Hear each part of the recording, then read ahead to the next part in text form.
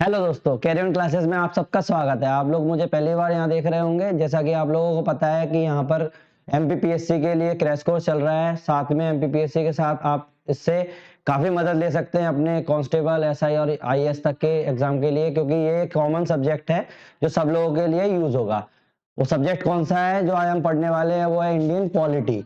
अब Indian polity पढ़ने से पहले आप लोगों को मैं बता दूं कि आप लोगों को यहाँ क्या क्या करना है, क्योंकि यहाँ पर जो सारी की सारी तैयारी हो रही है वो अप्रैल को ध्यान में रखते हुए हो रही है। आप लोगों को जैसा पता है कि नोटिफिकेशन आया हुआ है एमपीपीएससी का, और आप लोगों का अप्रैल में जो पेपर है तो उसको तैयार ध्यान में रखते हुए कर रहे हैं। तो अपन लोग, क्योंकि अब पॉलिटी बहुत ही ब्रॉड सब्जेक्ट है, तो अपन लोग ट्राई करेंगे कि अपना जो सब्जेक्ट है कम टाइम में खत्म हो जाए और आप लोगों के मैक्सिमम से लेके मैक्सिमम क्वेश्चंस लग जाए, चाहे वो प्री के हो चाहे मेंस के हो। किसी भी क्वेश्चन, किसी भी स्टेज के जो क्वेश्चंस हो, चाहे आपको सारे लग जाए। तो सबसे पहले अपन स्टार्ट करते हैं पॉलिटी। पॉलिटी पढ़ने के लिए अब हम लोग स्टार्ट यहाँ पे आए हैं पॉलिटी करने के लिए, लेकिन आप लोगों को पता है कि ज्यादातर लोग इसको कॉन्स्टिट्यूशन की तरह भी ट्रीट करते हैं। फॉर एग्जांपल, अब कॉन्स्टिट्यूशन, अब ऑब्वियस सी बात है कि अगर आप पॉलिटी पढ़ रहे हैं तो आपको कॉन्स्टिट्यूशन के बारे में थोड़ा बहुत पता होना चाहिए कि कॉन्स्टिट्यूशन क्या होता है, और ज्यादातर क्वेश्चन पूछे भी जाते हैं।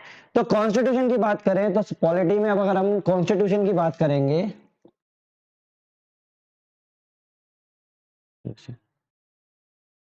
और पॉलिटी में कॉन्स्टिट्यूशन की बात करेंगे तो सिंपल सी इसकी डेफिनेशन क्या होगी? आप इसको अपने भाषा में, अपने शब्दों में इसको आप कैसे बोल सकते हैं कि कॉन्स्टिट्यूशन होता क्या है? तो कॉन्स्टिट्यूशन सिंपल सा है, एक fundamental supreme law of the land है। Fundamental supreme law of the land मतलब हो गया ये एक मौलिक और सुप्रीम मतलब सर्वोच्च नियम है। मौलिक और सर्वोच्च नियम है। क्यों है? इसी को अपन लोगों ने कॉन्स्टिट्यूशन बोल दिया है, और इससे ऊंचा कुछ भी नहीं है। इसके अंदर आपके सारे नेचुरल लॉज और सारे लॉज आएंगे। मैं केवल एक लॉ की बात नहीं करूंगा जो लिखा हुआ है या नहीं लिखा हुआ है, वो सारे के सारे लॉ इसके अंदर आएंगे जिसके आपने कल्पना भी नहीं की होगी, या फिर जितनी भी आपने सोच रखा है। वैसे देखा जाए तो काफी काफी जो लॉज है अलग अलग टाइप के होते हैं, लेकिन जो सुप्रीम लॉ अपन ने जो बात कर दी है, आधारभूत की जो बात करेंगे, इसको अपन जो सर्वोच्च नियम, आधारभूत नियम भी बोलते हैं इसको, आधारभूत नियम।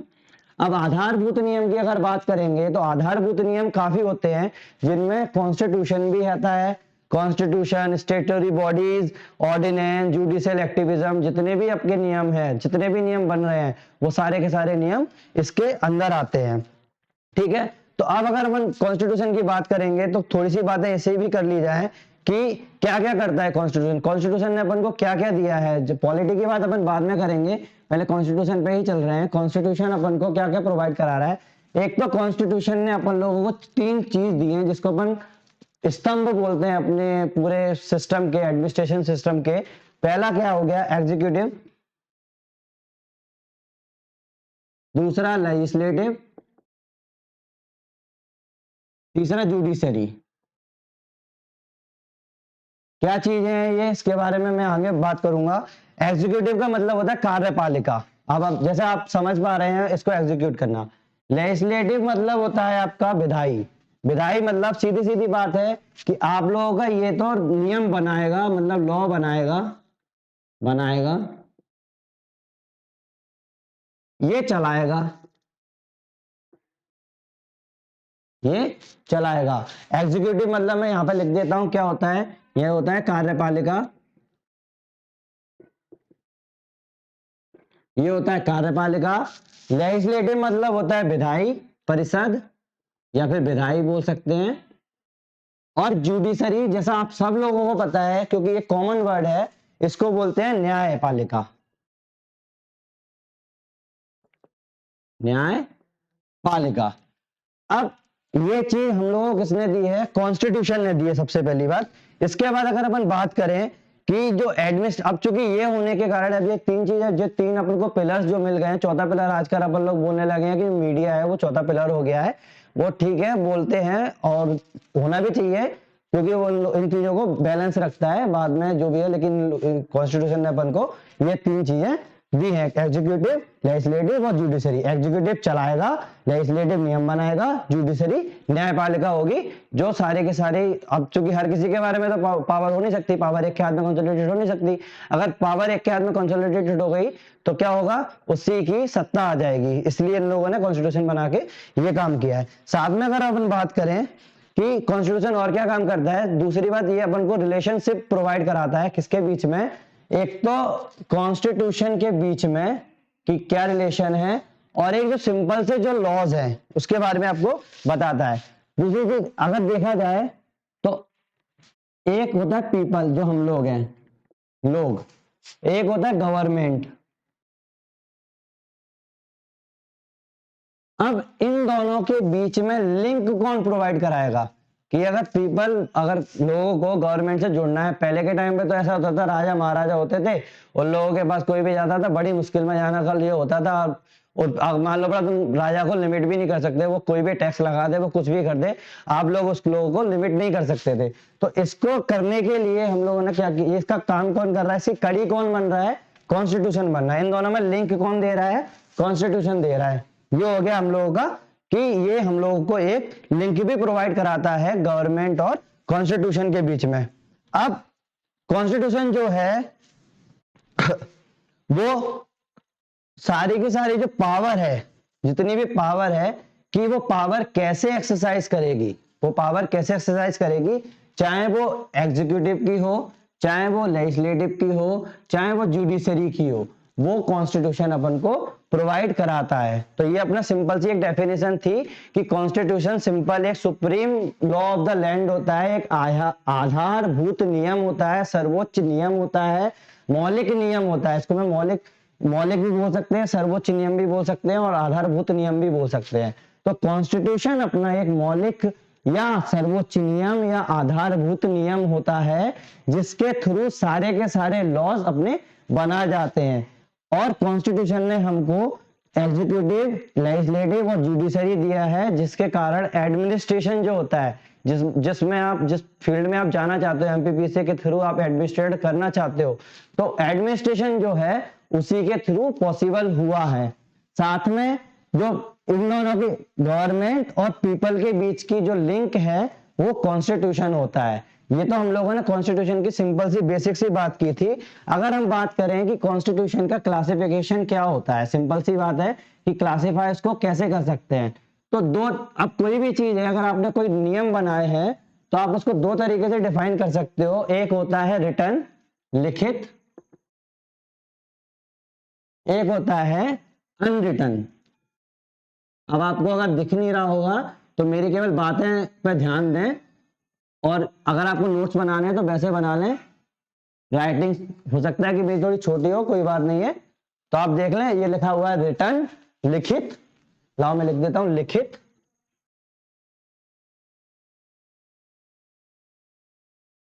और ये होता है अनरिटन, जो लिखा हुआ नहीं है, अपोजिट जो भी होगा, अनलिखा, लिखा हुआ नहीं है। अब आप लोग ये ना सोचें कि ये लोग कॉन्स्टिट्यूशन की क्लासिफिकेशन बता रहे हैं, ये हमारे में एग्जाम में पूछे जा रहे हैं कि नहीं पूछे जा रहे हैं। ये मैं केवल इसलिए बता रहा हूं कि आप लोगों का थोड़ा सा बेसिक क्लियर होगा, तब लोग हम चालू करेंगे कि ये होता क्या है। मैं आपको अभी केवल पॉलिटी और कॉन्स्टिट्यूशन की थोड़ी सी डेफिनेशन, मतलब आप लोगों को टच कराना चाहता हूं कि ये है क्या, आपका इंटरेस्ट बने इस सब्जेक्ट में। अगर आपको इंटरेस्ट नहीं होगा तो हो सकता है कि आप लोग यहाँ से छूट जाएं और कुछ क्वेश्चंस आप मिस कर रहे हैं। आपको मेंस में भी काफी अच्छे क्वेश्चंस आते हैं, और आप, अगर आपको इंटरेस्ट नहीं होगा और आपने वो नहीं पढ़ा, और ये ऐसा सब्जेक्ट है जिसमें आप मैक्सिमम आप लोग ले सकते हैं। अब हिस्ट्री वगैरह के सब्जेक्ट है, उनमें आप लोगों के नंबर ज्यादा कटेंगे, कोई वो, आप ह्यूमैनिटी का सब्जेक्ट है, ये भी ह्यूमैनिटी का है, लेकिन इसमें क्या है, अगर डायरेक्ट पूछा जाता है तो वो क्वेश्चन जो नंबर काटने का जो है वो कम ही रहेगा। तो अगर आप बात करें कॉन्स्टिट्यूशन की बात कर रहा हूं मैं, ये पॉलिटी की बात नहीं कर रहा हूं। संविधान जिसको बोलते हैं, संविधान, हम लोग इतने दिनों से बात करते हैं संविधान संविधान, यही होता है संविधान। तो संविधान भी दो टाइप का होता है, एक होता है रिटर्न, एक होता है अनरिटर्न। अब अगर हम हिस्ट्री की बात करें, बहुत पुराने जमाने की बात करें, तो ये स्टार्ट कहाँ से हुआ, सीधी सीधी बात जो है, स्टार्ट कहाँ से हुआ। कॉन्स्टिट्यूशन कुछ ऐसा तो है नहीं कि आप लोगों ने लिया और कॉन्स्टिट्यूएंट असेंबली बना दी और लिखना चालू कर दिया। तो अगर देखा जाए तो सबसे पहले अनरिटर्न ही कॉन्स्टिट्यूशन चलता था, जहां तक अनरिटन कॉन्स्टिट्यूशन चलता था। और इसकी जो फीचर है, अगर इसका बोला जाए, मैं इसकी खासियत बोलूं, तो पहली बात तो ये कोडिफाइड नहीं होता था। कोडिफाइड मतलब किसी ने अगर बात की, सीधी सीधी बात है, अगर किसी ने बात की कि ये नियम होना चाहिए, तो वो नियम वो कहीं नहीं लिखेगा, और उसने एग्जैक्ट जो बात की है, अगर एक लाइन लिख दी है, उस लाइन के अंदर उसने बात की है, जैसे अगर मैंने बोला है मेरा नाम नरेश है, तो उस लाइन को अगर मैंने बोला है, तो दूसरे पर जाते जाते वो लाइन थोड़ी सी चेंज हो जाएगी। ऐसा हो सकता है वो लाइन हो जाए कि उसका नाम नरेश है या ये है, जो भी है। लेकिन अगर रिटर्न होता तो सीधा सीधा लिखा होता कि नहीं, उसने ये लिखा था मेरा नाम नरेश है। क्योंकि आप लोगों को भी पता है कि एक बात दूसरी जगह तक जाने में वो थोड़ी सी चेंज हो जाती है, कभी कभी उसमें मसाला भी लग जाता है, कभी कभी नहीं भी लगता है, तो कोई ऐसी बात नहीं है। तो सबसे पहली बात, ये कोडिफाइड नहीं है, इसका मतलब एक सिंगल डॉक्यूमेंट में इसको कोडिफाइड नहीं किया। पहली बात, सिंगल भी नहीं है, सिंगल मतलब एक डॉक्यूमेंट नहीं है इसका, एक किताब में, कई किताब तो अब चूंकि अनरिटन ही बोल रहे हैं, तो ना तो वो किताब में लिखा हुआ है कि एक जगह पर नहीं लिखा हुआ है, सीधी सीधी बात है, एक जगह पर ये कहीं नहीं लिखा हुआ है कि ये ऐसा होने वाला है हमारे संविधान में। ठीक है, तो ये जहां तक अपना कहाँ पे जगह होता है, ये केवल दो ही जगह पर है, एक है यूनाइटेड किंगडम में और एक है न्यूजीलैंड में। ये दो जगह है जो जहां पर लिखित में नहीं है कि यूनाइटेड किंगडम में और न्यूजीलैंड में। कहां पर, यूके और न्यूजीलैंड, ये दो जगह है जहां पर ये होता है अनरिटन कॉन्स्टिट्यूशन। लेकिन फिर भी वहां आप लोग देख रहे होंगे कि मशीनरी काफी अच्छी चल रही है। अब ऐसा क्या है, इसकी एक छोटी सी हिस्ट्री है, वो मैं आप लोगों को बता दूं, वैसे तो बोलता नहीं हूं। तो इसकी छोटी सी हिस्ट्री है कि 19 नहीं, 1215 में, 1215 में ग्रेट चार्टर लाया गया था, जिसको साइन किया था किंग जॉन वन ने। किंग जॉन वन ने एक चार्टर लेके आए थे, इसको बोलते हैं मैग्ना कार्टा। सब लोगों को पता होगा मैग्ना कार्टा के बारे में। इसको मैग्ना कार्टा ही बोला जाता है, क्योंकि हिंदी में भी इसको मैग्ना कार्टा ही लिखा जाता है, तो इसको बोलते हैं मैग्ना कार्टा। तो मैग्ना कार्टा में किंग जॉन ने एक चार्टर साइन किया था 1915 में, जिसके अंदर उन्होंने, एग्जाम्पल के तौर पर देखा जाए, उन्होंने जो एग्जीक्यूटिव जो फंक्शन था, जिसका मैंने अभी बताया था, जो पार्लियामेंट के बारे में जो बात कर रहा था, जो आप लोगों की जो पार्लियामेंट है, पार्लियामेंट को सुप्रीमेसी दे दी थी, पार्लियामेंट को सुप्रीमेसी दे दी थी। अब ये क्या करती है पार्लियामेंट, पहली बात तो सुप्रीमेसी क्या होती है, इसके हाथ में सारी पावर दे दी थी कि जितने भी नियम हैं आप बनाएंगे, कोई ऐसा नहीं होगा कि कोई राजा बनाए या जो बनाए, जितने भी हैं। तो मैग्ना कार्टा के थ्रू पार्लियामेंट को सुप्रीमेसी दे दी थी। अब इस एग्जाम्पल या इस हिस्ट्री से आपको क्या समझ में आया, मैंने ये नहीं बोला कि ये कॉन्स्टिट्यूशन में इसको कवर करेंगे, लेकिन इससे आप लोगों को क्या समझ में आया। एक तो चीज आपको ये पता है कि अनरिटन कॉन्स्टिट्यूशन कोडिफाइड नहीं है, सिंगल डॉक्यूमेंट में कोडिफाइड नहीं है। इस चीज से आपको ये समझ में आया, जैसे आप लोगों को पहले आ जाना चाहिए, लेकिन फिर मैं बता दूं, ये समझ में आया कि जो अनरिटन कॉन्स्टिट्यूशन है वो टाइम के साथ इवॉल्व हुआ है, के साथ इवॉल्व हुआ है। मतलब जब भी उनको जरूरत पड़ी है कि नहीं ये नियम गलत है, ये नियम सही है, तो उन लोगों ने उसको इवॉल्व कर दिया है। ठीक है, ये वाली चीजें हो गई। अब कानून बनाना पार्लियामेंट के हाथ में था, सुप्रीमेसी भी पार्लियामेंट के हाथ में थी, जो भी थी। अब कानून इनके हाथ में सुप्रीम कर दिया, अब पार्लियामेंट को सुप्रीम कर दिया है, तो जो नियम का पालन कराने वाले हैं, एग्जीक्यूटिव जो बोल सकते हैं, या फिर जुडिशरी की अगर बात करें, न्यायपालिका की, न्यायपालिका, जुडिशरी, जुडिशरी की अगर बात करें, तो अब चूंकि पार्लियामेंट अगर सुप्रीम है इसमें, पार्लियामेंट अगर सुप्रीम है तो जुडिशरी की पावर थोड़ी सी लिमिटेड होंगी। आप लोग भी समझ पा रहे होंगे कि अगर ये सुप्रीम हो गया तो किसी ना किसी को छोटा होना पड़ेगा, तो इसमें जुडिशरी सुप्रीम नहीं रहेगी, इसमें ये इसकी पावर लिमिटेड रहेंगी। ठीक है। अब एक बात आप खुद बताइए कि कॉन्स्टिट्यूशन अगर ये लिखित में ही नहीं है, अगर कॉन्स्टिट्यूशन लिखित में ही नहीं है तो कॉन्स्टिट्यूशन सुप्रीम क्यों होने लगा? क्योंकि मानेगा हर कोई पार्लियामेंट की बात, मानेगा हर कोई पार्लियामेंट की बात, तो सुप्रीम क्यों होगा? तो उसमें कॉन्स्टिट्यूशन सुप्रीम नहीं होता है, कॉन्स्टिट्यूशन सुप्रीम नहीं होता है। ठीक है, कॉन्स्टिट्यूशन सुप्रीम नहीं होता, इतनी सी बात है कि कॉन्स्टिट्यूशन सुप्रीम नहीं होता है। और इसको अपना जब भी मन करे, ये तो इवॉल्व हो गया टाइम के साथ, अब इवॉल्व भी हो गया, अब इवॉल्व करना, अब इवॉल्व तो होता रहेगा।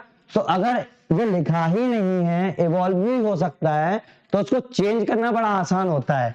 तो ये फ्लेक्सिबल बहुत ज्यादा है, फ्लेक्सिबल, जब मर्जी हो तब चेंज करो। अब फ्लेक्सिबल वाली अगर मैं बात करूं, फ्लेक्सिबल कहने का मेरा मतलब क्या है कि कोई भी आके चेंज कर लेगा। कि पार्लियामेंट में एक बंदा आया, बोला नहीं यार हमें तो ना ये वाला नियम पसंद नहीं आया, तो अब जैसे हम लोगों को बाहर निकलना है, यूनाइटेड किंगडम का अगर एग्जांपल ले लिया जाए कि हम लोगों को ब्रेक्जिट करनी है, ब्रिटेन की बात करनी है, हम लोगों को तो बाहर जाना है, तो क्या वो वैसे ही निकल गए कि फ्लेक्सिबल है हम तो निकल जाएंगे? नहीं, फ्लेक्सिबल का मतलब होता है कि लेस देन वन ऑथोरिटी। सीधी सीधी बात है कि एक के, सॉरी लेस देन टू, क्या बोल रहा हूं, लेस देन टू, कि अगर एक परिषद के पास, जैसे इसमें केवल पार्लियामेंट है, जैसे हमारे यहाँ लोकसभा राज्यसभा होता है, अगर एक के पास ही पावर होगी तो उसको डिसीजन लेने में बहुत कम मुसीबत आएगी।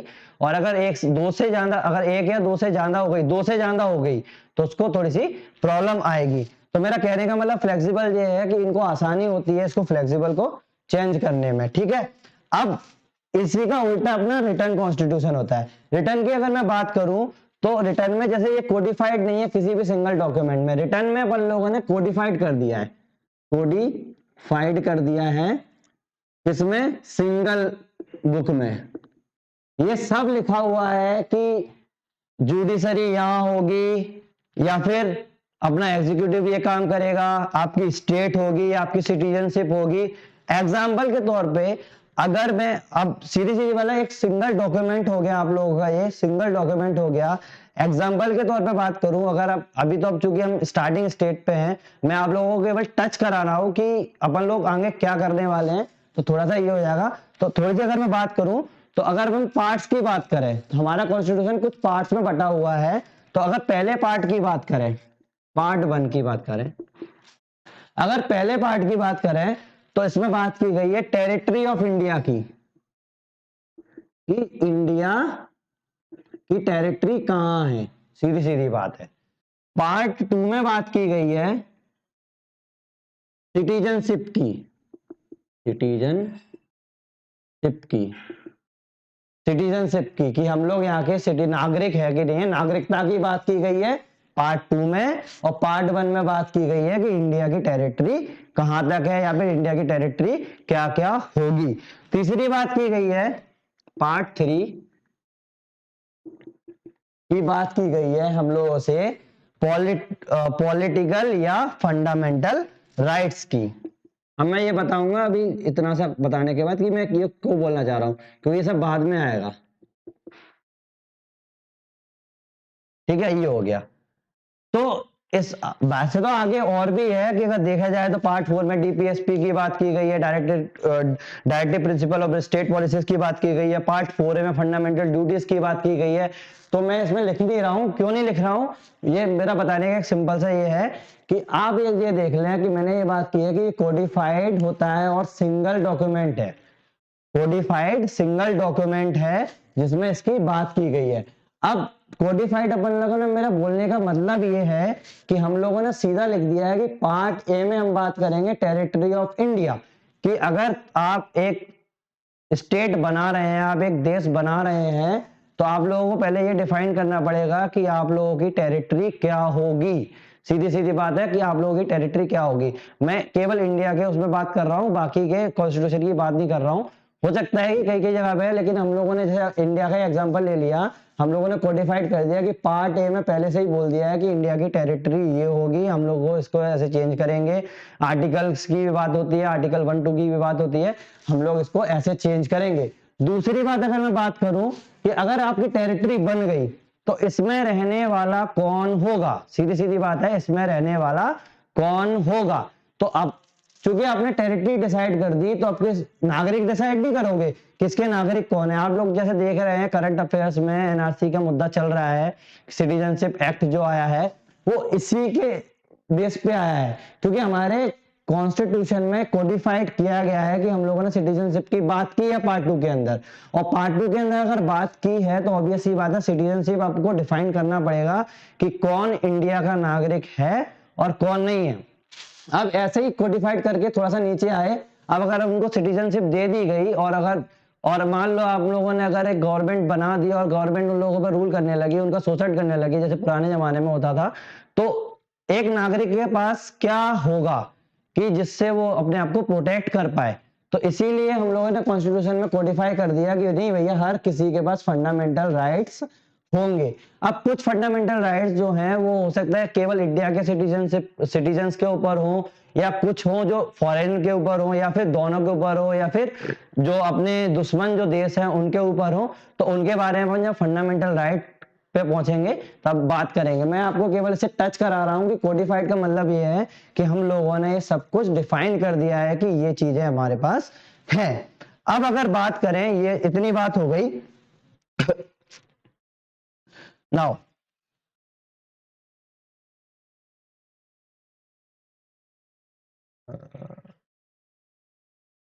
अब जैसा कि हम लोगों ने इसमें बताया था कि अनरिटन कॉन्स्टिट्यूशन को कहीं भी नहीं लिया गया है, ये इवॉल्व हुआ है अपने आप ही, सीधे सीधे इवॉल्व हुआ है।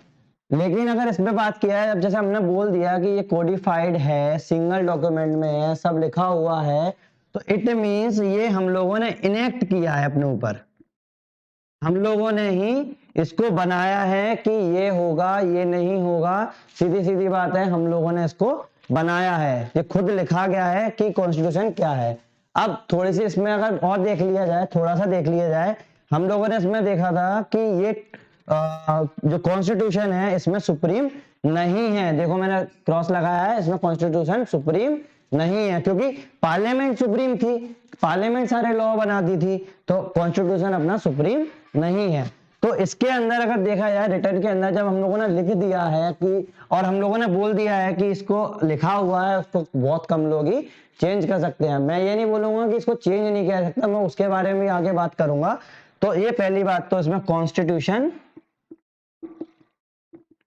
सुप्रीम है, मतलब कॉन्स्टिट्यूशन से बड़ा इसमें कोई भी नहीं है, क्योंकि हम लोगों ने पहले से प्रियम्बल में जो बोलते हैं उसमें डिसाइड किया है कि जो प्रियम्बल कॉन्स्टिट्यूशन जो हमने दिया है वो इंडिया के लोगों ने दिया है, ना कि किसी एक इंडिविजुअल आदमी ने दिया है, इंडिया के लोगों ने दिया है, और इंडिया की लोगों की बातों सबसे सर्वोपरि होंगी।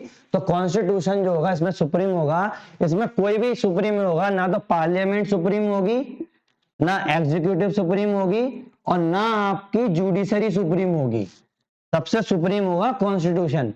लेकिन थोड़ा सा अपन ने क्या किया है, जैसे इसमें अपन ने देखा था कि जुडिशरी की जो पावर थी वो लिमिटेड थी, यहाँ पे जो बात की थी पावर जो थी लिमिटेड थी, तो यहाँ पे हमने क्या किया है, जुडिशरी की पावर थोड़ी सी बढ़ा दी है, जुडिशरी न्यायपालिका की पावर जो है वो बढ़ा दी है। क्यों बढ़ा दी है, जुडिशियरी न्यायपालिका की पावर क्यों बढ़ा दी है, क्योंकि कई कई टाइम पे लोगों को समझ में नहीं आता है कि इसमें क्या लिखा हुआ है, या फिर कोई डिसाइड नहीं कर पाता है। हो सकता है कि पार्लियामेंट ने कोई ऐसा लॉ बनाया है जो कॉन्स्टिट्यूशन को हर्ट कर रहा हो, या उसके बेसिक स्ट्रक्चर को हर्ट कर रहा हो, तो उसको रोकने के लिए कोई ना कोई तो चाहिए। और कई जगह ऐसा होता है कि अगर आप लोगों को नहीं दिख रहा है और अगर आपको जुडिशरी को दिख रहा है वो चीज, तो जुडिशरी थोड़ा सा उसमें दखलंदाज कर सकती है। इसी के कारण एक नया कंसेप्ट चालू हो गया है जिसको बोलते हैं जुडिशियल एक्टिविज्म या जुडिशियल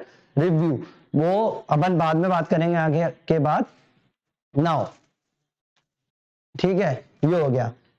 अगली बात की बात करें कि ये लिखा हुआ है, ये लिखा हुआ है, ये लिखा हुआ है, तो कन्वेंशंस की बात नहीं करेंगे, कन्वेंशनल तरीके से काम नहीं करता है कि अब जैसे मैक्सिमम चीजें तो लिखी हुई हैं, मैक्सिमम चीजें जो हैं वो रिटर्न है, मैक्सिमम चीजें रिटर्न है, तो ये तो इसकी तो बात ही खत्म हो जाती है कि भैया रिटर्न है। तो अब कुछ चीजें ऐसी हैं कि उसमें लिखी नहीं है। फॉर एग्जाम्पल अगर 1976 से पहले की बात करूं, 42nd अमेंडमेंट एक्ट से पहले की बात करूं, तो उसमें कुछ चीजें लिखी नहीं थी। फॉर एग्जाम्पल सेकुलर नहीं लिखा था, धर्मनिरपेक्ष जिसको बोलते हैं, सोशलिस्ट नहीं लिखा था, इंटीग्रिटी नहीं लिखा था, लेकिन अपन को अंदर से पता था कि नहीं बात ये अपन लग रहा जितना भी कॉन्स्टिट्यूशन पढ़ा हुआ है, नहीं बॉस इतना तो है कि अंदर ये चीजें लिखी हुई हैं, लेकिन वो एग्जैक्ट लिखी नहीं थी। तो वो भी अपन बात करते हैं, लेकिन अगर जो अनरिटन जो चीजें हैं, अनरिटन जो चीजें हैं जिनको अपन बोलते हैं कन्वेंशन, कन्वेंशन जो बोलते हैं, अगर कन्वेंशन की बात करें तो ये बहुत ही कम रेयर केसेस में होता है कि वो कन्वेंशन पे चलता है। जो अपना जो कॉन्स्टिट्यूशन चलता है, रिटर्न कॉन्स्टिट्यूशन जो चलता है, वो कन्वेंशन पे कम अपना रिटर्न पे ज्यादा चलता है कि ये लिखा हुआ है। ऐसे इसमें कन्वेंशन पे ज्यादा, क्योंकि लिखा नहीं है, अपने आप को सोच लेते कि नहीं ये तो होगा ही होगा। फॉर एग्जाम्पल हम लोगों ने ब्रेक्जिट की बात करी, ब्रेक्जिट में लेके आए, तो किसने डिसाइड किया कि ये ऐसा बाहर होना चाहिए नहीं होना चाहिए? उनने अपने आप डिसाइड कर लिया कि नहीं पुराना था और उस हिसाब से हम लोगों को बाहर जाना है। और अगर इसमें लिखा हुआ है, अब जैसे इसमें रिटर्न कॉन्स्टिट्यूशन में एक चीज साफ लिखी हुई है कि आप लोग अपनी टेरिटरीज, जो स्टेट्स हैं, टेरिटरीज हैं, कोई भी स्टेट है, आप लोग इंडिया के फेडरेशन से बाहर नहीं ले जा सकते। तो ऑब्वियस सी बात है, इसमें साफ लिखा हुआ है, अगर ले जाने की कोशिश करोगे तो हो सकता है आपके ऊपर राजद्रोह का केस लगे, तो आप उसको सेपरेट नहीं कर सकते। ये कॉन्स्टिट्यूशन में लिखा हुआ है, तो ना तो जुडिशरी उसमें दखल देगी और ना ही आपकी पार्लियामेंट दखल देगी। पार्लियामेंट कैसे दखल दे सकती है वो उसके बारे में हम बाद में बात करेंगे। वो हो सकता है वो कॉन्स्टिट्यूशन को ही बदल दे। अब बदलने से एक बात समझ में आई कि इसको बदला जाना बहुत आसान था, ये फ्लेक्सिबल था, आसानी से बदला जा सकता था, ठीक है। तो रिटर्न कॉन्स्टिट्यूशन को क्या बदल सकते हैं? क्या है कि जो पुराने टाइम पे जो लोग थे वो काफी इंटेलिजेंट थे, उन लोगों को पता था कि बाद में अगर इंडिया या फिर वर्ल्ड जो इवॉल्व होगा तो हम लोगों ने जो बातें की हैं, हो सकता है कि बाद में वो चीजें उस पर मान्य ना करें। तो उन लोगों ने क्या किया, जो रिटर्न कॉन्स्टिट्यूशन होता है उसको आप रिजिड भी रख सकते हो। रिजिड मतलब होता है देर में बदलना, मतलब बहुत टफ तरीके से बदलेगा, और फ्लेक्सिबल भी रख सकते हो, कुछ भी हो सकता है, फ्लेक्सिबल भी हो सकता है ये, ठीक है। मतलब आसानी से भी बदला जा सके कुछ चीजें, और कुछ चीजें बदलने में काफी टाइम लगे, क्योंकि कुछ चीजें ऐसे होती है कि अगर कोई आ गया, कोई किसी उल्टे दिमाग वाला इंसान, तो वो क्या करेगा कि कोई ऐसी चीज है, मान लो फॉर एग्जांपल मैंने जैसे अभी स्टेट की बात की थी, उसकी अगर बात की थी, अगर उन लोगों ने बोल दिया कि हमें तो बाहर जाना है, सीधी सीधी बात है, हमें बाहर जाना है, तो अगर तुमने सिंपल मेजोरिटी से या फिर जो आसानी से उसको कर दिया तो वो तो हो गया पूरा कॉन्स्टिट्यूशन का, फिर काम ही क्या होगा। फॉर एग्जांपल पाकिस्तान का कॉन्स्टिट्यूशन कितनी बार बदल चुका है। फॉर एग्जांपल हम लोगों को जीएसटी लाने में कितना टाइम लग गया, क्योंकि रिजिड था उसका। और कुछ फ्लेक्सिबल भी होती है, हो सकता है कुछ छोटे मोटे मुद्दे हों और अपन को दिख रहा है कि नहीं यार आज के टाइम के हिसाब से हम लोगों को इवॉल्व हो जाना चाहिए, तो वो अपन आसानी से कर सकते हैं। फॉर एग्जांपल अगर टेरिटरीज जो है, अपनी स्टेट की जो बाउंड्रीज है, स्टेट की टेरिटरीज है उसको, अब जैसे मैंने आर्टिकल पार्ट 1 में बताया, वो आर्टिकल 1 में लिखा हुआ है कि आप लोग उसको कैसे चेंज कर सकते हैं, तो वो आसानी से हो जाता है। बस यही है कि उसमें प्रेसिडेंट का कंसेंट लेना पड़ता है, तो वो अपन आगे बात करेंगे, ये मैं आपको केवल इंट्रो देने की कोशिश कर रहा हूं। तो ये हम लोगों का क्या हो गया, कॉन्स्टिट्यूशन के बारे में बात हो गई। थोड़ी बहुत बात और देख लेते हैं अगर हो तो, वैसे तो नहीं है, ठीक है। दूसरी बात, जो कॉन्स्टिट्यूशन है, रिटर्न कॉन्स्टिट्यूशन, रिटर्न वाला, अब क्योंकि ये अनरिटन है तो इसमें कुछ क्लैरिटी नहीं है कि एक सिंपल जो लॉ होगा, एक सिंपल लॉ जो होगा और कॉन्स्टिट्यूशनल लॉ जो होगा, कॉन्स्टिट्यूशनल लॉ, ये दो, ये सिंपल लॉ और कॉन्स्टिट्यूशनल लॉ, जो दो टाइप के लॉ होंगे। कि कॉन्स्टिट्यूशनल लॉ जो मतलब एग्जैक्ट लिखे हुए हैं कि कॉन्स्टिट्यूशन के अंदर ये होना ही होना है, और तो वो लॉ एक सिंपल लॉ जैसे सीआरपीसी वगैरह जो लॉ है, तो इसमें डिस्टिंक्ट कर ही नहीं सकते कि ये कॉन्स्टिट्यूशन के अंदर है, सिंपल लॉ है या फिर कॉन्स्टिट्यूशनल लॉ है। लेकिन इसमें चूंकि कॉन्स्टिट्यूशन के अंदर लिखा हुआ है तो ये प्योर आपको दिख सकता है, इसमें एक डिफरेंस दिख सकता है कि ये लॉ कॉन्स्टिट्यूशनल लॉ है और एक ये लॉ अपना सिंपल लॉ है। तो आप इन दोनों में देख सकते हैं, बड़े आसानी से देखा जा सकता है। तो इसके लिए कुछ ये डिफरेंसेस थे जो मैं आपको एक बार थोड़ा सा रिवाइज करवा देता हूं कि जो कॉन्स्टिट्यूशन होता है वो दो टाइप के होते हैं। अनरिटन कॉन्स्टिट्यूशन, अनरिटन कॉन्स्टिट्यूशन कौन सा होता है? जो लिखित में नहीं है, जो कहीं नहीं लिखा गया है। इसके अंदर अगर अपन देशों की बात करें तो यूनाइटेड किंगडम और न्यूजीलैंड होता है, दो है इसमें, दो देश हैं, न्यूजीलैंड और यूनाइटेड किंगडम। एग्जाम्पल दे रहा हूं मैं, ये एग्जाम्पल है। और अनरिटन कॉन्स्टिट्यूशन ऑब्वियस सी बात है, अगर अनरिटन नहीं है तो ये कोडिफाइड होगा, एक कोडिफाइड नहीं होगा, सिंगल डॉक्यूमेंट के अंदर। अब इसको अपन ये टाइम के साथ इवॉल्व हुआ है, ये इसकी न्यायपालिका जो है उसकी पावर जो है लिमिटेड रहेंगी, जुडिशरी पावर जो है लिमिटेड रहेंगी। कॉन्स्टिट्यूशन सुप्रीम रहेगा, तो सुप्रीम नहीं रहेगा कॉन्स्टिट्यूशन क्योंकि ये अनरिटन है, और फ्लेक्सिबल काफी रहेगा, इसको कैसे भी चेंज किया जा सकता है। एक छोटा सा अपन ने जो एग्जांपल लिया था कि इवॉल्व कैसे हुआ है, तो अपन लोगों ने स्टार्ट कहां से किया था? मैग्ना कार्टा से स्टार्ट किया था, जो 1215 में किंग जॉन वन के द्वारा साइन किया गया था, और उसके अंदर उनने पार्लियामेंट को सुप्रीमेसी प्रोवाइड कराई थी। अब इसी का उल्टा हम लोगों का रिटन कॉन्स्टिट्यूशन की बात हो जाएगी। रिटन कॉन्स्टिट्यूशन की जब बात करेंगे तो अब चूंकि ये कोडिफाइड नहीं था, ये कोडिफाइड हो गया था। मैंने थोड़ा सा एग्जांपल दे दिया था कि कोडिफाइड कैसे किया गया है। जैसे पार्ट 1 में टेरिटरी ऑफ इंडिया की बात की है, पार्ट 2 में सिटीजनशिप की बात की है, मतलब एक तरीके से कोडिफाइड किया गया। अब ये नहीं, इसके अंदर भी कुछ आर्टिकल्स हैं, वो मैं बाद में बात करूंगा। तो ये सारे के सारे ये चल रहे थे। अब चूंकि ये इवॉल्व हुआ था, इसको हमने इनेक्ट किया है, कि इसको अपन ने लिखा है कहीं ना कहीं से ढूंढ ढांड के कि हाँ ये चीजें हैं, इसको हमने इनेक्ट किया है। साथ में कॉन्स्टिट्यूशन जो है अपना सुप्रीम है, इसमें इससे ऊपर कॉन्स्टिट्यूशन के ऊपर कोई भी नहीं है, क्योंकि कॉन्स्टिट्यूशन को किसने अडॉप्ट किया है? इंडिया की पीपल ने। ठीक है, ये हो गया कॉन्स्टिट्यूशन सुप्रीम हो गया, तो इसके ऊपर कोई भी नहीं है, ना तो तुम्हारे एग्जीक्यूटिव है, ना जुडिशरी है, ना तो आपकी ये है। ठीक है, इसके बाद हो गया पार्लियामेंट भी कुछ भी सुप्रीम नहीं है। अब इसके लिए अपन ने क्या किया कि अगर ये रिटन कॉन्स्टिट्यूशन है, इसकी वजह से क्या हुआ, जुडिशरी को अपन ने थोड़ी सी वाइडेंट पावर दे दी कि जुडिशरी के पास थोड़ी सी पावर ज्यादा हो जाए। वैसे प्रैक्टिकली देखा जाए तो दोनों के पावर इक्वल पावर जैसी ही है। वो मैं सेपरेशन ऑफ पावर की बात करूंगा कि अपने यहाँ पावर कैसे सेपरेट हुई है या हुई है भी नहीं हुई है, क्योंकि एक जगह किसी के एक हाथ में पावर नहीं दे सकते। एक हाथ में पावर देने का मतलब हो जाएगा कि उस बंदे का सुप्रीमेसी हो जाएगी। इसीलिए हम लोगों के पास ज्यादा पार्टीज होती हैं, आप लोगों को चॉइस होती है कितने करना है, एक पावर इसको दे दी, एक पावर उसको दे दी। अगर हम लोगों ने ये नहीं किया तो एडमिनिस्ट्रेटिव सिस्टम जो है वो पूरा का पूरा धरा का धरा रह जाएगा, कोई किसी की नहीं सुनेगा। कलेक्टर बनना है, एसडीएम बनना है, कोई किसी की नहीं सुनेगा। एक बात और बोल दी थी मैंने इसमें, जैसे ये फ्लेक्सिबल था, ये रिजिड और फ्लेक्सिबल दोनों हो सकता है कि इसको बहुत मुश्किल से अपन मॉडिफाई कर पाए, अमेंड कर पाए, जिसको सिंपल सा वर्ड बोलते हैं अमेंड कर पाए, फ्लेक्सिबल जिसको आसानी से अमेंड कर पाए। अब रिजिड कॉन्स्टिट्यूशन की बात करें, रिजिड होता है अपना यूएस में। अमेरिका के कॉन्स्टिट्यूशन जितना लिखा हुआ है उसमें बहुत ही कम है जिसमें अमेंडमेंट हुए होंगे। लेकिन अब जैसे इंडिया में आप देख चुके हो कि अब 103 तक भी अमेंडमेंट हो चुके हैं, तो उसको भी अपन फ्लेक्सिबल नहीं बोलेंगे, क्योंकि अगर कंपेयर किया जाए पाकिस्तान वगैरह से तो काफी हद तक वो अपन ने संभाल के रखा हुआ है। और फ्लेक्सिबल मतलब हो गया तुम्हारा यूके का प्योर, और हम कहाँ हैं वो मैं बाद में बात करूंगा, हम इन दोनों के बीच में हैं। अपन ये नहीं बोलेंगे कि इन दोनों के बीच में है या नहीं है। तो ये अपने हो गई कॉन्स्टिट्यूशन की बात। अब अगर अगली बात करें, अपन ने ये भी सीखा है कि कॉन्स्टिट्यूशन क्या होता है। अब छोटी सी अगर मैं बात करूं पॉलिटी की, कि आपसे अगर कोई पूछ ले कि भाई तुम पॉलिटी पॉलिटी वर्ड यूज करते रहते हो, पॉलिटी पॉलिटी पॉलिटिक्स और पॉलिटी, तो उसको हम तुम क्या करके डिफाइन करोगे इसको? डेफिनेशन तो बता दो थोड़ी सी। हाँ, माना कि एमपीपीएससी यूपीएससी में डेफिनेशन कोई नहीं पूछेगा कि क्या होगा, लेकिन अगर आपको इसकी एक छोटी सी बेसिक झलक मिल जाए कि क्या होता है, तो हो सकता है कि आप उस वे में सोचने लगे, क्योंकि इसमें नंबर ज्यादा लाने का एक ही फंडा है कि आप लोगों का इसमें कंसेप्ट क्लियर हो जाए।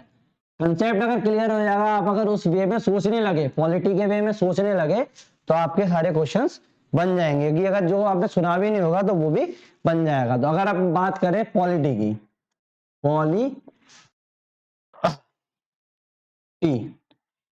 हम बात करेंगे इंडिया के बेस पे। इंडिया का ये तो पूरे वर्ल्ड के बेस पे ही देख लिया जाए। अगर मैं अपनी शुद्ध भाषा में बात करूं, जो हम लोगों के डेली में जो बातें चल रही हैं उस पर बात करूं, तो पॉलिटी है क्या? पॉलिटी सिंपल सा एक ड्रामा है जिसको खेला जा रहा है एक मंच पर, जिस मंच का नाम है कॉन्स्टिट्यूशन। सीधी सीधी बात है कि आप भी देख रहे होगे, पॉलिटिक्स देखे, पॉलिटी देखी जाए, कुछ भी देखा जाए, कोई भी अगर नेता होगा या कोई भी बड़ा एडमिनिस्ट्रेटिव सिस्टम होगा या फिर जुडिशरी, एग्जीक्यूटिव, कुछ भी ले लिया जाए, तो एक ड्रामा खेला जा रहा है पूरी दुनिया में। और वो किस मंच पर खेला जा रहा है, जिसको अपन बोल सकते हैं स्टेज। मंच जो है, जैसे अपन अगर एक नाटक देखने जाते हैं कहीं भी, अगर बाहर किसी ने अगर देखा हो कोई थिएटर में, तो वहां नाटक देखने जाते हैं, एक मंच होता है, रंगमंच होता है, जिसको अपन रंगमंच बोलते हैं। उस मंच को हम लोगों ने कॉन्स्टिट्यूशन बोल दिया है। और कॉन्स्टिट्यूशन के ऊपर जो ड्रामा खेला जा रहा है उसको हम लोग पॉलिटी बोल रहे हैं। ये अपना सिंपल सी बात हो गई पॉलिटी की। क्या बोलेंगे? ये डेली ड्रामा है। डेली का काम है ड्रामा। डेली ड्रामा है जिसको प्ले किया जा रहा है किसके ऊपर? कॉन्स्टिट्यूशन नाम के रंगमंच के ऊपर। सीधी सीधी बात है, ये आपकी पॉलिटी है। इसके बारे में आप लोगों को पता करना है कि भैया क्या ड्रामा खेला जा रहा है। अब सीधी सीधी बात है, आपको पॉलिटी का ये पता पड़ेगा कि ये भैया एक मूवी चल रही है, कुछ नहीं है, ड्रामा खेला जा रहा है पॉलिटी का। बस आप लोगों को, जैसे आप मूवीज देखते हो, जो देखते हो, बस आपको उसको किरदार को समझना है कि कौन सा किरदार कैसा है। अब वो किरदार समझने के लिए आपको आगे आगे चल के देखना पड़ेगा कि जब तक मूवी स्टार्ट होगी तभी तो आपको समझ में आएगा कि भैया नहीं, कुछ लोग हैं उसमें, एक पीएम है, एक सीएम है, एक प्रेसिडेंट है, गवर्नर है, ये लोग चला रहे हैं, देखो इसको ऐसे कंट्रोल कर रहा है, इसको ऐसे कंट्रोल कर रहा है। तब जाके आप लोग एडमिनिस्ट्रेटिव डिपार्टमेंट में जा रहे हो, डिपार्टमेंट में आके आप लोगों ने इसको ऐसे मैनेज किया। तो ये चीज आपकी पॉलिटी है। अब पॉलिटी के अंदर अगर बात की जाए, पॉलिटी के अंदर बात की जाए कि ये मंच जो है कॉन्स्टिट्यूशन का, अब कॉन्स्टिट्यूशन क्या काम कर रहा है पॉलिटी में? पॉलिटी में कॉन्स्टिट्यूशन काम कर रहा है, सिंपल सा एक काम है कि जितने भी ऑफिस हैं, अब मैं ये वाले ऑफिस की बात नहीं करूंगा, बीएसएनएल ऑफिस, सीएसएनएल ऑफिस, जो भी है, ये आप लोग भी समझदार हैं। जितने भी पॉलिटिकल जो ऑफिसेज हैं, फॉर एग्जांपल एग्जीक्यूटिव, जुडिशरी और एग्जीक्यूटिव, जुडिशरी और लेजिस्लेटिव, ये तीन ऑफिस है। इसके अलावा भी काफी ऑफिस है, इंडिपेंडेंट ऑफिस जिसको बोलते हैं, सारे ऑफिस है। इन सबको पावर देने वाला कौन है? कॉन्स्टिट्यूशन। यही, अब वो यही बोल सकते हैं कि विधाता है। जैसे अपन लोगों ने बोल दिया था कि रिटर्न कॉन्स्टिट्यूशन के ऊपर ये जो भी होगा वो विधाता होगा, सीधी सीधी बात है। तो कॉन्स्टिट्यूशन के ऊपर कोई नहीं होगा, ये सुप्रीम होगा। अब जैसे अपन गॉड की बात करते हैं, वो सुप्रीम होता है, कॉन्स्टिट्यूशन भी अपना सुप्रीम है। इस कॉन्स्टिट्यूशन ने सारे ऑफिसेस, वो चाहे मैं बात करूं एग्जीक्यूटिव, जुडिशरी, लेजिस्लेटिव, कोई भी हो, इलेक्शन कमीशन, जो भी हो, मैं एग्जांपल के तौर पे बात कर रहा हूं, एडमिनिस्ट्रेटिव की बात कर रहा हूं, तो ये सब चीजें अपन लोगों ने इसको दी है। तो ये क्या करता है? एम्पावर करता है, इनको एम्पावर करता है। पावर भी यही दे रहा है और लिमिट भी यही लगा रहा है। सीधी सीधी बात है, पावर भी यही दे रहा है और लिमिट भी यही लगा रहा है। एंड लिमिटेड, ठीक है। तो ये चीजें ये हो गई, पावर भी यही दे रहा है और लिमिट भी यही लगा रहा है। तो इसके बाद में अपना हो गया एग्जीक्यूटिव, जुडिशरी, इनको पावर भी देता है और लिमिट भी लगाता है, क्योंकि पावर सुप्रीम हो जाएगी इनको, और पावर ही पावर दे दी तो फिर क्या कर लेगा? इनमें लिमिट भी यही लगाता है। कॉन्स्टिट्यूशन सबका सुप्रीम है। तो ये पॉलिटी क्या है? डेली ड्रामा है, जो कि कॉन्स्टिट्यूशन नाम के मंच पे खेली जा रही है। और कॉन्स्टिट्यूशन सारे ऑफिसेज, मैं बात नहीं कर रहा हूं, मैं केवल इसकी बात नहीं कर रहा हूं, जितने भी ऑफिसेज और इंस्टीट्यूशंस हैं, मैं अगर इनकी बात करूं, ऑफिस और इंस्टीट्यूशन है, इन सबको क्या दे रहा है? पावर दे रहा है। पावर देने के बाद अब चूंकि इन पर पावर हो जाएगी तो इनको लिमिट भी यही कर रहा है। इनको लिमिट करने के लिए कोई दूसरी चीज नहीं मिली है। तो यही है अपना पॉलिटी और कॉन्स्टिट्यूशन, छोटा सा एग्जांपल। एक चीज और है, एक छोटी सी टर्म है कॉन्स्टिट्यूशनलिज्म। कॉन्स्टिट्यूशनलिज्म छोटी सी चीज है कॉन्स्टिट्यूशनलिज्म। अब ये क्या होता है, सिंपल सी बात है, इसको क्या बोलेंगे, क्योंकि कॉन्स्टिट्यूशन अपन ने बात कर दी, कॉन्स्टिट्यूशन अपना क्या हो गया, एक मिनट पानी पी लूं। तो कॉन्स्टिट्यूशन जो है वो हो गया आपका संविधान। अब इससे थ्रू एक टर्म आ गई है कॉन्स्टिट्यूशनलिज्म, मतलब संविधानवाद। छोटी सी टर्म है, बस ज्यादा दिमाग नहीं लगाना है, सिंपल सी बात है कि ये होता क्या है। अब जैसे अपन लोग देख लिया जाए तो अपन जैसे कहीं किसी भी चीज को फॉलो कर रहे हैं, किसी भी चीज को फॉलो कर रहे हैं तो उसमें अपन लगाते हैं लिज्म, संविधानवाद जो भी है, ठीक है। अब क्या किया था कि हमारे इंडिया में कई कई धर्मों के लोग रहते थे, कहीं से बाहर से आए हैं, कई कई कई जात के लोग रहते थे, तो इन लोगों को यूनिट किया गया था और इन सब लोगों ने डिसाइड किया कि हम लोगों का एक कॉन्स्टिट्यूशन होगा। तो यूनिटी इन डाइवर्सिटी, जैसा आप लोगों को पता है कि यूनिटी इन डाइवर्सिटी, विविधता में ही एकता है, तो विविधता में ही एकता के लिए हम लोगों ने कॉन्स्टिट्यूशन का एनेक्ट किया था, और आपको पता है कि पीपल ऑफ इंडिया के द्वारा ये एनेक्ट हुआ था। तो इस इतने बड़े वर्ड को अगर बोला जाए कि इन लोगों ने जो हमने जो अलग अलग धर्म के जो लोग थे, डाइवर्सिटी जो थी, उन लोगों ने जो इनेक्ट किया है, एक सिंगल कॉन्स्टिट्यूशन इनेक्ट किया है कुछ बेसिक्स मानकर, तो उस चीज को अपन बोलते हैं कॉन्स्टिट्यूशनलिज्म। सिंपल सी बात है, कॉन्स्टिट्यूशनलिज्म। इतनी सी बात हो गई, हम लोगों ने ये चीजें देख ली। अब अगर जैसे अभी टाइम 41 मिनट हुआ है तो मैं छोटा सा कॉन्स्टिट्यूएंट असेंबली भी इसी में करा देता हूँ कि आज थोड़ा सा हो जाए हल्का सा, क्योंकि इतना तो अभी इंट्रो ही हुआ है साथ में। अब अपन चलते जाएंगे, हो सकता है 10 से 15 एपिसोड में अपन ये कंप्लीट कर लें। तो इसके बाद मैं सीधा चालू करता हूँ कॉन्स्टिट्यूएंट असेंबली, ठीक है। एक मिनट में इस पर लिख देता हूँ। चलो, तो हम लोगों का ये टॉपिक चालू हो गया, संविधान सभा, कॉन्स्टिट्यूएंट असेंबली। तो मैं इसको पढ़ाने का मैं आपको तरीका बता दूं कि मैं कैसे कराऊंगा। फैक्ट्स जो होंगे वो मैं उसका हाथ चलेगा मेरा बोर्ड पे, और वैसे मैं आप लोगों को याद कराने की थोड़ी सी जो कहानी टाइप में है वो आपको बता दूंगा, जिससे आप लोगों को दिमाग में रहे, ठीक है। क्योंकि याद कराने का ही मतलब होता है, और मैंने देखा है कि कुछ क्वेश्चंस आए भी हुए हैं इससे रिलेटेड। तो स्टार्ट करते हैं अपन कॉन्स्टिट्यूएंट असेंबली। तो कॉन्स्टिट्यूएंट असेंबली ही क्यों बनी, पहली बात तो ये, जैसा कि आप लोगों को पता है कि आजादी के पहले गवर्नमेंट ऑफ इंडिया एक्ट आया करते थे, सीधी सीधी बात है, गवर्नमेंट ऑफ इंडिया एक्ट आया करते थे। तो अब आप जैसे पता है कि हम लोगों पर राज किसने किया है, ब्रिटेन ने किया है, यूके जिसको बोल सकते हैं, जो भी है, ठीक है। इन लोगों ने हम लोगों को राज किया है, तो इनके पास कोई कॉन्स्टिट्यूशन तो था नहीं, रिटर्न कॉन्स्टिट्यूशन की कैसे बात करेंगे। तो इन लोगों ने, हम लोगों ने क्या डिसाइड किया, हमारे जो एम.एन. रॉय जो थे, एम.एन. रॉय, उनके दिमाग में सिंपल सी बात है, एम.एन. रॉय के दिमाग में 1934 में एक आइडिया आया। डिमांड तो पहले से ही चल रही थी कि हम लोगों को आजादी चाहिए, लेकिन इनके दिमाग में पहली बार आया कि हम लोगों को एक कॉन्स्टिट्यूएंट असेंबली चाहिए, जिससे हम लोग एक अपना खुद का कॉन्स्टिट्यूशन बना सके। तो एम.एन. रॉय के दिमाग का ये आइडिया था। फिर 1935 में, क्योंकि 1934 में बोला था, तो 1935 में कांग्रेस जो थी, आईएनसी जिसको बोल सकते हैं, इंडियन नेशनल कांग्रेस, इसने प्रपोज किया था कि नहीं, सही बोल रहे हो कि हम लोगों को कॉन्स्टिट्यूएंट असेंबली चाहिए और हम लोगों को खुद का कॉन्स्टिट्यूशन बनाना है। उसके बाद अब चूंकि 1935 में ये बात स्टार्ट हो ही गई थी, तो 1938 में जवाहरलाल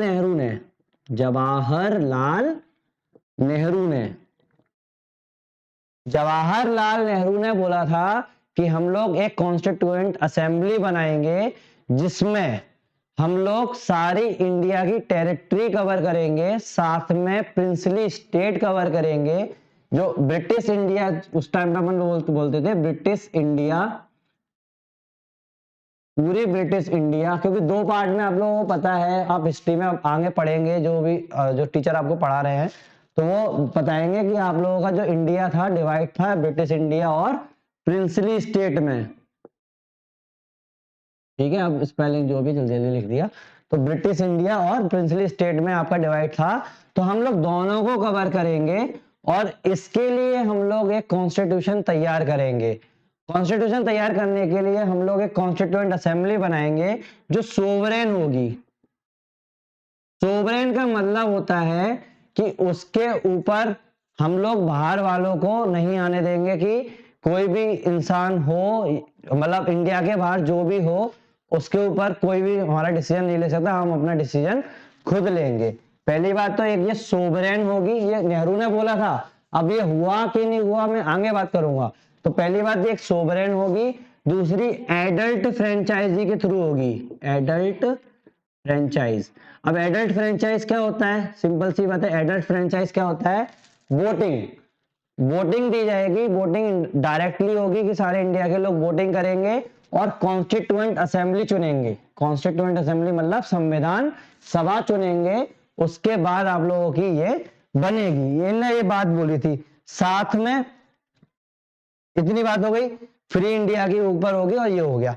अब इतनी बात तो हमारे जवाहरलाल नेहरू ने बोल दी 1938 में कि हम लोग एक ब्रिटिश इंडिया और प्रिंसली स्टेट को कवर करके एक फ्री इंडिया के लिए, किसके लिए, फ्री इंडिया के लिए, आजाद भारत के लिए, फ्री इंडिया के लिए हम लोग एक कॉन्स्टिट्यूएंट असेंबली बनाएंगे जिसमें हम लोग खुद का एक कॉन्स्टिट्यूशन बनाएंगे जो कि सोवरेन होगी और एडल्ट फ्रेंचाइज के थ्रू उसको चुना जाएगा। तो हम लोग ऐसे तैयार करेंगे। अब क्या हुआ कि बातें चलती रही, आगे बढ़ती रही और 1942 में आपको पता है कि क्रिस्प आए थे, क्रिस्प, आपको क्रिस्प मिशन याद ही होगा। क्रिस्प आए थे 1942 में, जिन्होंने सजेशन दिया था कि हाँ हम लोग बनाएंगे कॉन्स्टिट्यूएंट असेंबली और ठीक है हम लोग बनाएंगे कॉन्स्टिट्यूएंट असेंबली जैसा आप लोगों ने बोला है उस टाइम पे, लेकिन इन्होंने बोल दिया था कि इसको हम लोग सबके डिसीजन से बनाएंगे। इससे पहले 1940 में अगस्त ऑफर हुआ था, आप लोगों को याद हो हिस्ट्री में अगस्त ऑफर हुआ था, और याद नहीं है तो आप लोग आप याद कर लें कि 1940 में अगस्त ऑफर हुआ था जिसमें ब्रिटिश गवर्नमेंट ने हम लोगों को परमिशन दी थी कि हाँ आप बना सकते हैं, कोई बात नहीं है, हाँ बना सकते हैं, आप अगस्त ऑफर के तहत बना सकते हैं। अगस्त ऑफर तो क्योंकि उस अगस्त में आया था इसलिए उन्होंने अगस्त ऑफर नाम रख दिया कि हाँ आप एक कॉन्स्टिट्यूएंट असेंबली बना सकते हैं और हम लोगों को आपको आज़ादी देंगे तो आप लोग ये कर सकते हैं। उसके बाद क्रिस्प आए थे 1942 में, क्रिस्प आने के बाद उन लोगों ने डिसाइड किया और उनने बोला कि वर्ल्ड वॉर 2 के बाद आप लोगों को आजादी दे देंगे, जो भी होगा, मतलब बोला नहीं, सीधे सीधे वर्ल्ड वॉर 2 के बाद आप कॉन्स्टिट्यूशन असेंबली बना। अब क्या हुआ, थोड़ा सा आप लोगों में प्रॉब्लम आ गई, किसमें, मुस्लिम लीग में और कांग्रेस में, सीधी सीधी बात है, मुस्लिम लीग में और कांग्रेस में कुछ प्रॉब्लम्स आने लगी, जिसमें मुस्लिम लीग की सिंपल डिमांड थी कि हम लोगों को कॉन्स्टिट्यूएंट असेंबली तो बनानी चाहिए लेकिन दो कॉन्स्टिट्यूशन बनाने चाहिए, क्योंकि हम लोगों की डिमांड है कि दो स्टेट होने चाहिए, इसमें दो कॉन्स्टिट्यूएंट असेंबली बनेंगी और दो कॉन्स्टिट्यूशन तैयार होंगे। तो जिसको हमारे नेहरू जी ने मना कर दिया था कि नहीं दो नहीं होंगी एक ही होगी। तो चूंकि कॉन्स्टिट्यूशन बनना चालू हो गया था, बनने लगा था, तो जैसा भी था, लेकिन उसकी रजामंदी नहीं थी कि मुस्लिम लीग इससे खुश नहीं थी। अब अगर छोटी सी मैं बात करूं कंपोजिशन की बात, छोटी सी बात है, जाना नहीं है कि इसमें कितने लोग थे, कितने मेंबर थे, कैसा था क्या था, ये तो केवल नेहरू ने बात की थी कि हम लोग ये करेंगे वो करेंगे। अब हुआ कि नहीं हुआ वो अपन आगे देखते हैं। ठीक है, कंपोजिशन की अगर बात करें तो देखा जाए तो टोटल असेंबली में थे, स्टार्टिंग पे बात कर रहा हूं जब स्टार्ट हुई थी असेंबली, 389 टोटल मेंबर्स थे असेंबली के अंदर, 389 असेंबली थे। ठीक है, और आपको जैसे पता होगा कि जो असेंबली जो थी वो कॉन्स्टिट्यूट हुई थी अगस्त 1946 में, अगस्त 1946 में, अगस्त 1946 में, सॉरी गलत बोल गया मैं, अगस्त नहीं नवंबर है, वो चूंकि मेरे को याद, आजादी का टाइम याद था, कोई बात नहीं। नवंबर 1946 में ये इनेक्ट हुई थी। उस टाइम की बात है कि इसमें कंपोजिशन में थे 389 मेंबर, जिनमें से 296 जो मेंबर थे, 296 मेंबर जो थे वो थे आपके ब्रिटिश इंडिया के लोग। ब्रिटिश इंडिया के लोगों को जो सीट अलोकेट की गई थी वो थे 290। जैसे मैंने आपको बताया था कि इंडिया दो पार्ट में डिवाइड थी, ब्रिटिश इंडिया और प्रिंसली स्टेट। प्रिंसली स्टेट, तो ब्रिटिश इंडिया के थे 296 और प्रिंसली स्टेट के थे 93। ब्रिटिश इंडिया के थे 296 और प्रिंसली स्टेट के थे 93। ये थोड़े फैक्ट है, याद कर लेना, 296 93। अब जो ब्रिटिश इंडिया के लोग थे उनको कैसे चुना गया था? इनको चुना गया था कि जितने भी उनकी कम्युनिटी के मेंबर्स थे, जितने भी कम्युनिटी के मेंबर थे उसमें देखा गया था कि इस कम्युनिटी मेंबर के हिसाब से कि जो भी इनका लीडर होगा वो इनको चुनेगा। तो इसका मतलब ये कौन सी चीज हो गई? चुनने वाली चीज। मतलब इसको क्या किया गया था? इलेक्ट किया गया था, इन लोगों को इलेक्ट किया गया था।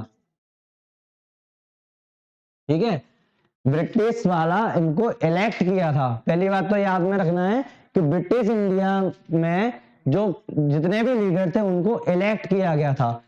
दूसरी बात, प्रिंसली स्टेट। अब प्रिंसली स्टेट में तो आप लोगों को पता है कि राजाओं का राज चलता था, तो इनने इनको नॉमिनेट किया था, नॉमिनेट किया था। इन लोगों ने नाम भेज दिया लीडर्स के, किसी को भी जिसको उनको नॉमिनेट करना है, नॉमिनेट किया था। तो ये इलेक्ट किया था, ये नॉमिनेट किया था, इनका चुनाव हुआ था और इनको नॉमिनेट करके भेज दिया था कि भैया, जैसे फॉर एग्जांपल आप जैसे प्रेसिडेंट का चुनाव होता है उसमें भी नॉमिनेट किया जाता है और अपन लोग क्या करते हैं? इलेक्ट करते हैं। तो ये दोनों चीजें हो गई। दूसरी चीज क्या हुई? जो प्रिंसली स्टेट के जो लोग थे, प्रिंसली स्टेट के लोग थे उन्हें तो नॉमिनेट कर दिया था, और जो ब्रिटिश इंडिया के जो लोग थे, ब्रिटिश इंडिया के लोग थे, अब सीट का अलोकेशन कैसे हुआ? सबसे बड़ी बात, सीट का अलोकेशन कैसे हुआ? तो रफली अगर बोला जाए, ये हम लोगों ने किया है पॉपुलेशन बेस पे। पॉपुलेशन मतलब जनसंख्या के ध्यान में रख के कि कौन सी स्टेट में कितनी पॉपुलेशन है, रफली। और रफली बोला जाए तो 1 मिलियन मतलब 10 लाख, मतलब 10 लाख, 1 मिलियन मतलब लगभग 10 लाख। तो 1 मिलियन के ऊपर लगभग एक सीट दी गई थी, 1 मिलियन के ऊपर एक सीट दी गई थी। इतना नहीं है, बस इतना सा देख लो कि पॉपुलेशन बेस पे किया गया था और ये किया गया था। अब इससे आप लोग ने क्या समझा कि कॉन्स्टिट्यूएंट असेंबली की जो अपन लोगों ने कंपोजिशन रखी है, तो उसमें अगर अपन बोले, सीधी सीधी बात अगर उसमें बोले कि ये क्या इलेक्टेड थी, अगर किसी ने पूछ लिया आपको क्या ये कॉन्स्टिट्यूएंट असेंबली जो थी क्या वो इलेक्टेड थी, तो नहीं, वो इलेक्टेड तो थी, साथ में नॉमिनेटेड भी थी। और अगर बोला क्या केवल नॉमिनेटेड थी, तो नहीं, कि नॉमिनेटेड तो थी साथ में इलेक्टेड थी। तो मतलब ये दोनों का कॉम्बिनेशन हो गया कि जो इलेक्टेड भी है और नॉमिनेटेड भी है। तो ये दोनों बात आपको याद रखनी है कि इलेक्टेड और नॉमिनेशन है, और कॉम्बिनेशन था कि इलेक्टेड भी थी और नॉमिनेटेड भी थी। अब फ्यूचर में कुछ जो थे मुस्लिम लीग्स थी, उन लोगों में थोड़ी सी तू मैं हो गई कि भैया नहीं, हम लोगों को तो अलग होना है, जुलाई अगस्त की बात है, इंडियन नेशनल। अब चुनाव हुए लोगों के कि कितने क्या करना है, तो चुनाव जो हुए थे, जो इलेक्शन जो हुए थे वो हुए थे जुलाई और अगस्त में 1946 में। अभी तो वो नवंबर में वाली बात आ गई ना, तो ये पहले डिसाइड किया था कि इतने होने चाहिए, इतने होंगे, जो भी होगा। तो अब इतनी सारी सीट्स में से, इतनी सारी सीट्स में से कांग्रेस जीत गई, कांग्रेस जीत गई 208 सीट 208 सीट। ठीक है, और जो मुस्लिम लीग थी वो सिमट गई केवल 73 सीट पे। मुस्लिम लीग थी वो सिमट गई 73 सीट पे। और जो, अब चूंकि ये तो इलेक्शन था, ये तो नहीं हो गई 208 और 73। अब प्रिंसली स्टेट ने जो नॉमिनेट किए थे, वैसे उनको कितने नॉमिनेट करने थे? 93 नॉमिनेट करने थे, लेकिन उन्होंने कितने किए? ओनली 15। क्यों? क्योंकि कई जगह पर प्रिंसली स्टेट में उन लोगों ने थोड़ी दूरी बना रखी थी कि भैया कॉन्स्टिट्यूशनल असेंबली तुम बनाओ, कॉन्स्टिट्यूशन जो भी बनाना है हम लोग इतना ध्यान नहीं देंगे। तो ये थे लगभग जो जितने भी थे वो 15 लगभग किए थे। तो एग्जैक्ट आपको याद नहीं रखना, बस ये देखना है कि इतने थे। और बाद में जब इन लोगों में जब जीती तो 208 कांग्रेस के पास पहुंच गए, मुस्लिम का मतलब कितने ज्यादा जो सीट्स थी वो कांग्रेस के पास पहुंच गई। अब अगर देखा जाए कुछ फंक्शंस की अगर बात कर लूं, वर्किंग की मैं बात नहीं करूंगा, कुछ फंक्शंस की अगर बात कर लूं तो और भी फंक्शन थे उसके, इतने तो सिलेक्शन हो गया था। अब सबसे बड़ा फंक्शन क्या था, सीधी सीधी बात है, उनको कॉन्स्टिट्यूशन तैयार करना था अपने लोगों का कि कॉन्स्टिट्यूशन तैयार करो, कैसे भी करके तैयार करो। अब कॉन्स्टिट्यूशन क्या था, कितने उसमें आर्टिकल्स थे, कितने पार्ट्स थे, मैं आगे चल के बात करूंगा, लेकिन कुछ पहले अदर फंक्शंस की बात करूं। अदर फंक्शंस कॉन्स्टिट्यूशन उन्होंने बना दिया था, वो चीज थी, वो अपन चलते जाएंगे। साथ में इन्होंने क्या किया था कि मेन मोटिव तो यही था कि कॉन्स्टिट्यूशन तैयार करना है। अगला एक था कि 1949 में इनने डिसाइड किया था कि कॉमनवेल्थ में रहना है कि नहीं रहना है। कॉमनवेल्थ की जो पॉलिसी है वो चेंज की। पहली बात, कॉमनवेल्थ की पॉलिसी चेंज की। दूसरी बात, अगर देखा जाए 24 जनवरी 1950 को, याद रखना डेट, 24 जनवरी 1950 को, 24 जनवरी 1950 को नेशनल एंथम अडॉप्ट की थी। क्या अडॉप्ट की थी? National anthem. याद रखना, याद बिल्कुल अच्छी तरीके से कि 24 जनवरी 1950 को नेशनल एंथम अडॉप्ट की थी। ऐसे ही अगर नेशनल फ्लैग की बात करूं, कब अडॉप्ट किया था? नेशनल फ्लैग, ठीक है, नेशनल फ्लैग की बात करूं, जो मैंने पहले लिख दिया है, अगर मैं क्रम वाइज लिखता तो हो सकता था, तो जुलाई 22 जुलाई 22 1947 आजाद होने के कुछ टाइम बाद ही अपन लोगों ने नेशनल फ्लैग अडॉप्ट कर लिया था। तो ये किसके फंक्शन है? कॉन्स्टिट्यूएंट असेंबली के। 22 जनवरी 1950 को नेशनल एंथम अडॉप्ट की थी, 22 जुलाई 1950 को नेशनल फ्लैग अडॉप्ट किया था।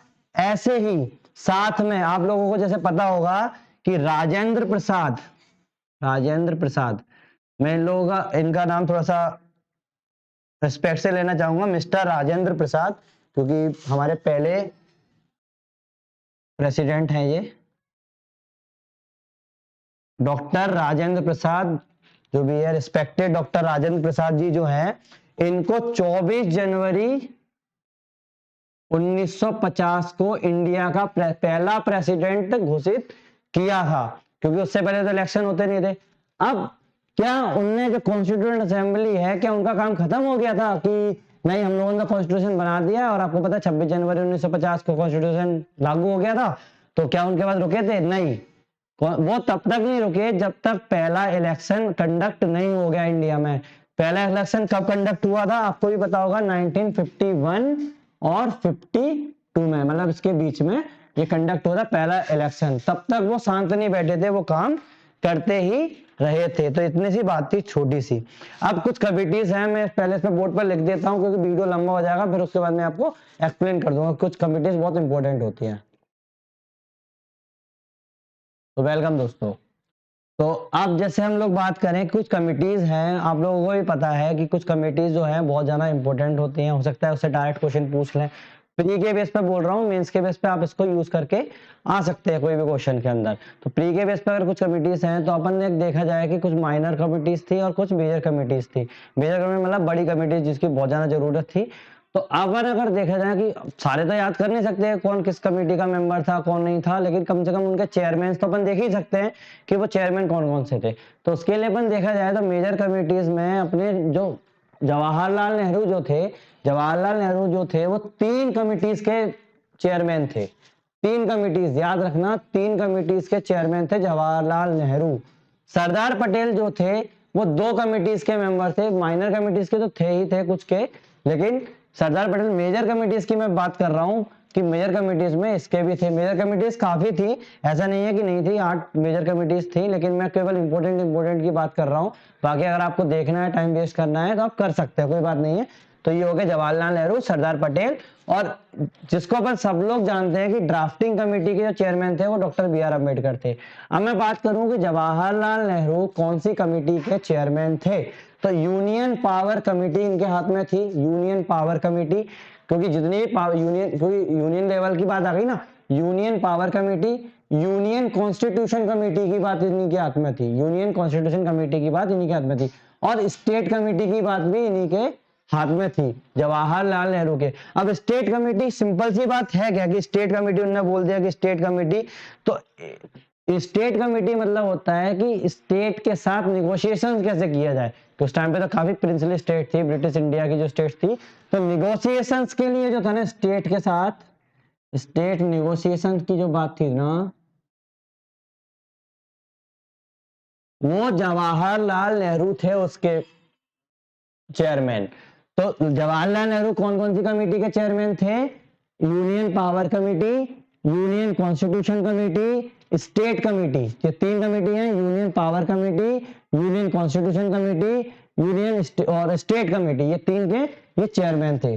सरदार पटेल, अब आपको पता है कि सरदार पटेल जो है अपने लोह पुरुष जो है, उनने क्या किया था कि सारे के सारे स्टेट को एक करने की कोशिश की थी, तो और की भी थी, सारे हद तक सक्सेस भी रहे थे। तो प्रोविंशियल कॉन्स्टिट्यूशन कमेटी इनके हाथ में थी, और एडवाइजरी कमेटी जो थी, मतलब पहले तो प्रोविंशियल कॉन्स्टिट्यूशन कमेटी की बात करें, यूनियन कॉन्स्टिट्यूशन कमेटी किसके हाथ में थी, जवाहरलाल नेहरू के हाथ में थी। सरदार पटेल ने के हाथ में थी provincial constitution committee, constitution committee दोनों में आ रहा है, लेकिन जब प्रोविंशियल कॉन्स्टिट्यूशन के चेयरमैन थे, और ये Jawaharlal Nehru union constitution committee के चेयरमैन थे। ऐसे ही अगर एडवाइजरी कमेटी की बात करें, अब एडवाइजरी कमेटी करती क्या है, एडवाइस करती है। अब इन्हें किस किस चीज पे एडवाइस किया, फंडामेंटल राइट, मौलिक अधिकार, माइनॉरिटी, जो आपके माइनॉरिटीज में आते हैं, ट्राइबल, और एक्सक्लूडेड एरिया, मतलब कुछ एरिया उन्होंने एक्सक्लूड कर दिए थे। आप लोग जैसे देख पाते होंगे उस टाइम, मैं 1947 की बात करूं, गोवा वगैरह एक्सक्लूडेड एरिया थे, कुछ ट्राइबल एरिया थे, माइनॉरिटीज थे। इनकी एडवाइजरी कमेटी के भी चेयरमैन जो थे वो सरदार पटेल थे। कौन कौन सी कमेटीज हो गई अपनी, union power committee, union constitution committee, state committee, ये तीनों के थे Jawaharlal Nehru. Union power committee के Jawaharlal Nehru, union constitution committee के जवाहरलाल नेहरू, स्टेट कमेटी के जवाहरलाल नेहरू। साथ में अगर बात करें सरदार पटेल की, सरदार पटेल थे अपने प्रोविंशियल कॉन्स्टिट्यूशन कमेटी के चेयरमैन। साथ में एडवाइजरी कमेटी की बात करूं, एडवाइजरी कमेटी किसके ऊपर, फंडामेंटल राइट, माइनॉरिटी, क्योंकि सारी की सारी बड़ी बातें हैं ये चीज सारी, क्योंकि इसीलिए इनको वरना मेजर कमिटीज बोला है, मेजर कमेटी बोला है। बुक्स में 8 लिखी है, मैं केवल ये बता रहा हूँ 1 2 3 4 5 और 6, 2 कमेटी अभी मैं कवर नहीं कर रहा हूँ टाइम वेस्ट करने के लिए, क्योंकि अगर मैं यहाँ बताऊंगा आप उसको रखने भी लग जाओगे, और आपको देखना है तो किसी भी बुक में आप देख सकते हैं। ड्राफ्टिंग कमेटी की बात करें, जो सबसे ज्यादा इंपॉर्टेंट और महत्वपूर्ण मानी गई है कि ड्राफ्ट किसने किया था, तो डॉक्टर राजेंद्र और डॉक्टर बी आर अम्बेडकर जो थे वो उसके चेयरमैन थे ड्राफ्टिंग कमेटी के, ये सबको पता है।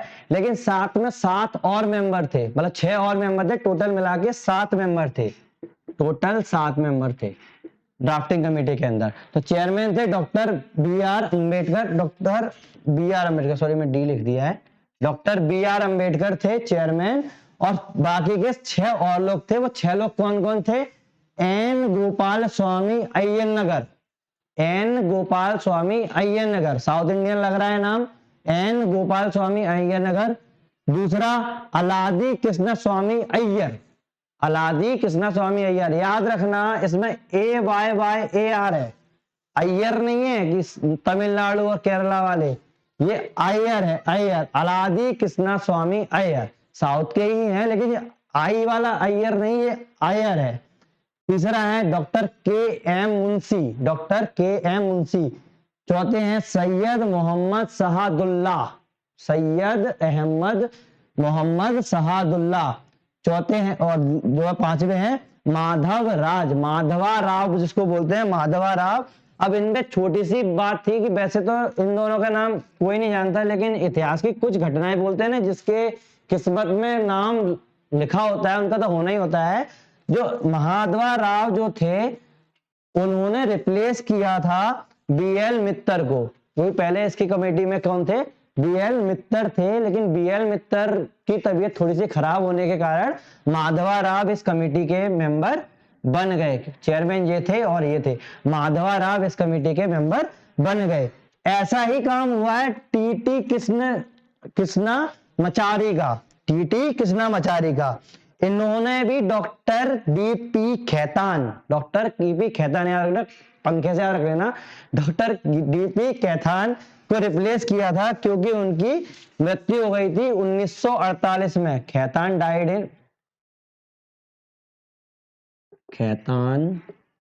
Died in 1948। अब 1948 में उनकी मृत्यु हो गई, तो क्या करे, उनको रिप्लेस करने के लिए कृष्णा मचारी आ गए। और ये आए तो इनकी किस्मत ये चमकी कि इनका नाम आज के इतिहास में लिखा हुआ है। अब वैसे इनका नाम भी है, लेकिन इनका नाम शामिल होने में इनका ही हाथ है।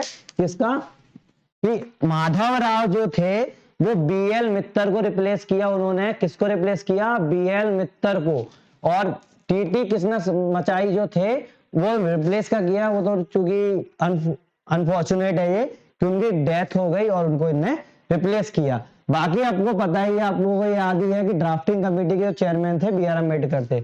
ऐसे ये मेजर कमिटीज थी, कुछ मैं पूरी नहीं बोलूंगा कि पूरी थी, कुछ थी, कुछ माइनर कमिटीज भी थी, छोटी सी कमिटीज भी थी, जिनमें अगर अपन बोले तो एक ही थोड़ा ठीक है कि फाइनेंस एंड स्टाफ कमेटी जो थी वो राजेंद्र प्रसाद के हाथ में थी, डॉक्टर राजेंद्र प्रसाद के हाथ में थी। अब जैसा कि आप लोगों को पता है कि इतना जो मैंने कमिटीज बता दी, आप दिमाग में रखें, हो सकता है क्वेश्चन पूछा जाए। ठीक है, ये हो गया, कमिटीज हो गई। अब इसके बाद अगर हम बात करें कि ये मिले कैसे और कब किया, तो मैं इतना अंदर तक नहीं जाऊंगा, टाइम वेस्ट नहीं करूंगा, मैं सीधी सीधी बात बोलूंगा कि पहली बार जब मिले थे, 1 मिनट मिटा लूं, हाँ, तो जब पहली बार मिली थी कमिटी उस दिन था नवंबर 4 1948। ये हिस्टोरिकल डे था जब जिस दिन वो पहली बार कमिटी मिली थी। और नवंबर 26 नवंबर 1950 को, 1949 को, क्या बोल रहा हूं, 26 नवंबर 1949 को ये मिली और इन्होंने क्या किया, इसको अडॉप्ट किया। अडॉप्ट किया, याद रखना कि कॉन्स्टिट्यूशन को, अब कॉन्स्टिट्यूएंट असेंबली मिली और 26 नवंबर 1949 को कॉन्स्टिट्यूशन को अडॉप्ट किया गया। कौन से दिन को? कॉन्स्टिट्यूशन को अडॉप्ट किया गया, क्योंकि सब लोगों को कंफ्यूज होता है 26 जनवरी अडॉप्ट किया गया कि हाँ ठीक है हम इसको अडॉप्ट करते हैं। इसमें आर्टिकल, अब चूंकि इतना टाइम लग गया, आपने देखा 4 नवंबर को पहली बार मिली और 48 में, और ये तो लगभग कितना टाइम लगा इसको बनने में? लगभग 2 साल। और अगर मैं एग्जैक्ट बात करूं तो 11 महीने और 18 दिन, इतना टाइम लगा इसको बनने में। बहुत लंबा समय लग गया कि टाइम कंज्यूमिंग बहुत था, 11 महीने 18 दिन लगा। रीजन क्या था इसका बनने का? कि इन्होंने जो आर्टिकल्स लिए थे, पहली बार जब नया नया आर्टिकल आया था तो 395 आर्टिकल्स लिए, उसमें लिखे थे, और 395 आर्टिकल्स, और पार्ट कितने थे उसके?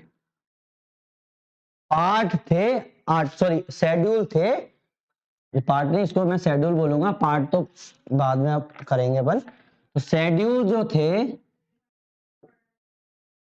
वो 8, ये हो गया 395 आर्टिकल और शेड्यूल थे 8। तो इन चीजों को ही इसके कारण, अब चूंकि इतना लेंदी हो गया, इतने सारे आर्टिकल्स है उसमें, इतने सारे शेड्यूल है, और आज तो आपको पता है कि हमारा कॉन्स्टिट्यूशन और ज्यादा तरक्की कर गया है, तो ये अपने और ज्यादा बढ़ गए हैं। ठीक है, तो इस चक्कर में इसको टाइम लग गया। कब अडॉप्ट किया गया था? 26 जनवरी 1950।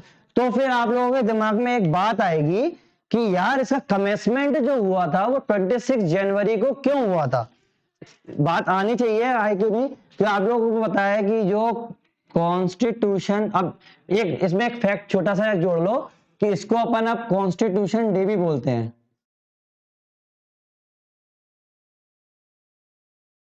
ये हो गया।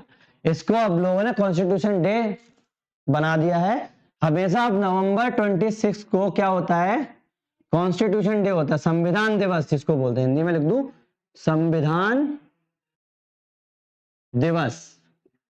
इसी चक्कर में इसको बोला है क्योंकि हम लोगों ने इसको अडॉप्ट किया था। अब कमेंसमेंट जो हुई इसकी, हम लोगों ने इसको लिया, संविधान जिस दिन लागू हुआ वो कब था, हाँ दोस्तों, तो कहां थे हम लोग, हाँ, तो 26 नवंबर को हम लोगों ने इसको अडॉप्ट किया कॉन्स्टिट्यूशन को, और इसको हम लोगों ने क्या बोलने लगे, संविधान दिवस, कॉन्स्टिट्यूशन डे। अब आप लोग, अगर आप लोगों के दिमाग में बात आई कि 26 जनवरी 1950 को क्यों किया गया, जब इसको अडॉप्ट कर लिया था तो इसको इनेक्ट 26 जनवरी 1950 को क्यों किया, भाई इसकी सिंपल सा एक छोटी सी कहानी है कि जब लाहौर सेशन हुआ था 1929 में, 1929 में लाहौर सेशन हुआ था। जैसा कि आप लोग जानते होंगे कि 1929 के लाहौर सेशन में पंडित जवाहरलाल नेहरू उसके चेयरमैन थे, तो उन्होंने डिसाइड किया कि हम लोग 30 जनवरी को, क्या बोलते हैं, 26 जनवरी 1930 को, 26 जनवरी 1930 को पूर्ण स्वराज के रूप में मनाएंगे, क्योंकि उस दिन हम लोग उसको आजादी के लिए मनाएंगे। लेकिन कुछ कमियों के कारण वो हो नहीं पाया, और फिर भी लेकिन 30 को अपन ने पूर्ण स्वराज का दिन माना था।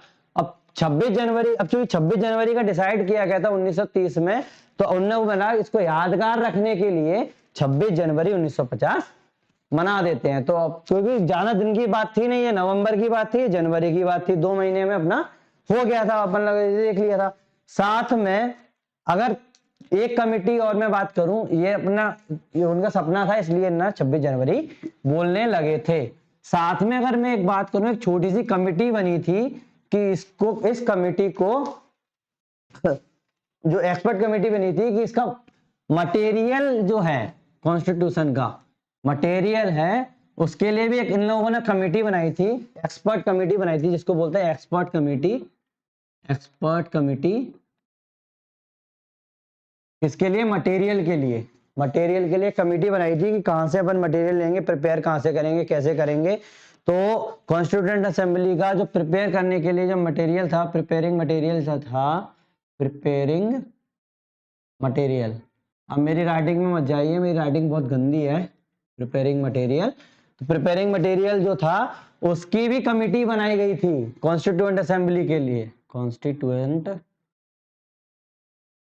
असेंबली हर चीज के लिए कमेटी बना दी थी, ऐसा नहीं था, तभी तो मैं बोला ना, रिटर्न कॉन्स्टिट्यूशन होता है वो कोडिफाइड होता है और उसमें मेहनत लगती है। और आप लोगों को पता है कि इसको बनाने के लिए हम लोगों को लगभग 2 साल का समय, मतलब एग्जैक्ट बोला जाए तो 11 महीने 18 दिन का समय लगा। तो एक्सपर्ट कमेटी जो थी उसके जो चेयरमैन थे,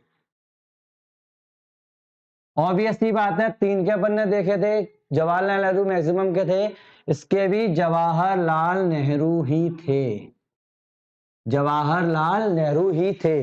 बाकी के और भी थे, असफ अली थे, मुंशी थे, जो भी थे, ठीक है, जो भी होगा हो जाएगा, अरे ठीक है हो जाएगा। तो इसके बाद ये थे, लेकिन मेन आपको चेयरमैन दिमाग में रखने हैं कि जो एक्सपर्ट कमेटी जो थी प्रिपेयरिंग मटेरियल की, किसकी, अपनी कॉन्स्टिट्यूएंट असेंबली की, उसके चेयरमैन थे जवाहरलाल नेहरू। तो हम लोगों ने आज देख लिया कि मेजर कमिटीज में 3 के सबसे बड़े के जो थे वो थे अपने जवाहरलाल नेहरू, और एक्सपर्ट कमेटी के भी थे अपने जवाहरलाल नेहरू। उसके बाद अपने फिर आए अपने राजेंद्र प्रसाद पटेल वगैरह जो भी थे, हो गया। कितनी अपन ने बात कर ली कॉन्स्टिट्यूएंट असेंबली की, कितनी तारीफें हो गई कि इन लोगों ने इतना टाइम लगाया और इतने सारे आर्टिकल्स लेके, इतने शेड्यूल्स लिखे। लेकिन अब चूंकि अब कुछ अच्छाइयां होती हैं तो कुछ बुराइयां करने वाले भी आते हैं। मैं बोलूंगा नहीं कि बुराइयां ही थी, लेकिन कुछ क्रिटिसिज्म तो हर किसी का होता है। तो अगर हम बात करें क्रिटिसिज्म, कुछ लोग इस पर सहमत नहीं थे, इसको बोलते हैं असहमति। सीधी सीधी बात, उन लोगों ने उसका क्रिटिसिज्म किया था। क्रिटिसिज्म ऑफ कॉन्स्टिट्यूएंट असेंबली, किसकी बात, कॉन्स्टिट्यूशन की नहीं, कॉन्स्टिट्यूशन की अपन बाद में बात करेंगे, कॉन्स्टिट्यूएंट असेंबली की बात करेंगे। अगर ठीक है, ये है कॉन्स्टिट्यूएंट असेंबली का। अगर क्रिटिसिज्म की बात करें तो पहला क्रिटिसिज्म था कि इसमें कोई भी रिप्रेजेंटेटिव बॉडी नहीं थी। रिप्रेजेंटेटिव बॉडी, रिप्रेजेंटेटिव बॉडी नहीं थी। ठीक है, अब आप बोलेंगे कि ये जो रिप्रेजेंटेटिव बॉडी का मतलब क्या हो गया। सबसे पहली बात, जब जवाहरलाल नेहरू ने बोला था, जब मैंने बताया था स्टार्टिंग पे ही आप लोगों को कि जब जवाहरलाल नेहरू ने बोला था कि आपकी जो बॉडी चुनी जाएगी, इलेक्ट की जाएगी, वो हम लोग एडल्ट फ्रेंचाइज के थ्रू करेंगे। लेकिन इस कमिटी में क्या हुआ, जो बड़े बड़े जो मेंबर्स थे उन लोगों ने ही इनडायरेक्ट इलेक्शन के थ्रू, मैंने जैसे आपको बताया था कि जो वहां के जो लीडर्स थे उन लोगों को इलेक्ट कर लिया गया था, इनडायरेक्ट इलेक्शन, जैसे मैंने बताया था इनडायरेक्ट इलेक्शन के थ्रू कर दिया था। तो किसका रिप्रेजेंटेशन है, अब पूरे इंडिया का रिप्रेजेंटेशन कहां से हो गया कॉन्स्टिट्यूएंट असेंबली में। तो लोगों ने क्या किया, रिप्रेजेंटेटिव नहीं थी। दूसरी बात करेंगे कि सोवरेन नहीं थी। अब सोवरेन, जैसे मैंने आपको बताया कि बाहर के लोगों का दखलंदाज नहीं होगा। नेहरू ने यही तो बोला था कि बाहर के लोगों का कोई दखलंदाज नहीं होगा और हम लोग ऐसी कमेटी बनाएंगे और ये करेंगे। लेकिन इस पे ये भी आरोप लगते हैं कि भैया तुम लोगों ने तो पहले उनसे, जो ब्रिटिश थे उनसे परमिशन ली, उनके ही जो बोलेंगे प्रपोजल था, उनका ही जो प्रपोजल था, उनके कारण तुम लोगों ने कॉन्स्टिट्यूएंट असेंबली तैयार कर पाई। अब इसमें तो आक्षेप हो गया ना कि उन लोगों ने परमिशन दी तब लोगों ने बनाया, तुम सोवरेन कहां से हो गए। तो ये वाली बात थी। तो ये अपना क्रिटिसिज्म हो गया। तीसरा क्रिटिसिज्म अगर बोलेंगे कि टाइम कंज्यूमिंग बहुत थी, टाइम कंज्यूमिंग। जैसा आपने देखा कि कॉन्स्टिट्यूशन तैयार करने में उन्होंने 11 महीने और 18 दिन लगा लिए।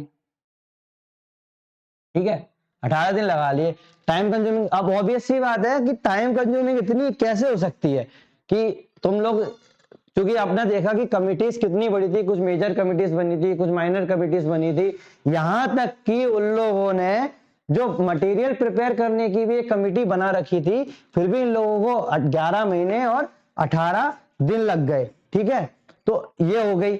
इसके बाद क्या आएगी, dominated by Congress, dominated by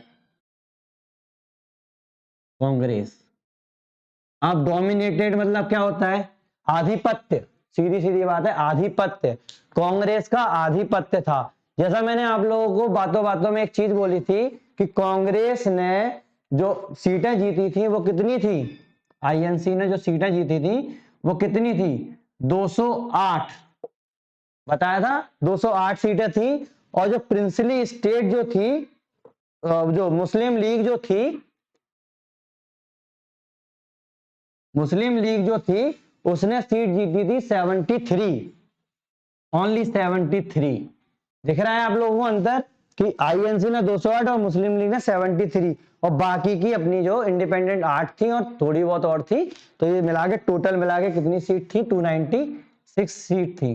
अब आप ये बोलेंगे 296, इसके एक्स्ट्रा सीटें भी थी, कुछ इंडिपेंडेंट थी। इंडिपेंडेंट जैसे देखा जाए तो 8 सीट इंडिपेंडेंट थी और बाकी की एक एक सीटें कई कई जगह से आ गई थी। तो 296 थी, जिसमें से 208 तो केवल कांग्रेस की थी। तो अब ऑब्वियस सी बात है कि अपने जो मुस्लिम्स हैं और जो है वो अब लोग ऑटोमेटिक उनसे चिढ़ेंगे, क्योंकि उन्होंने बात की थी कि जो रिप्रेजेंटेशन होगा वो उनको 3 कैटेगरीज में डिवाइड किया जाएगा।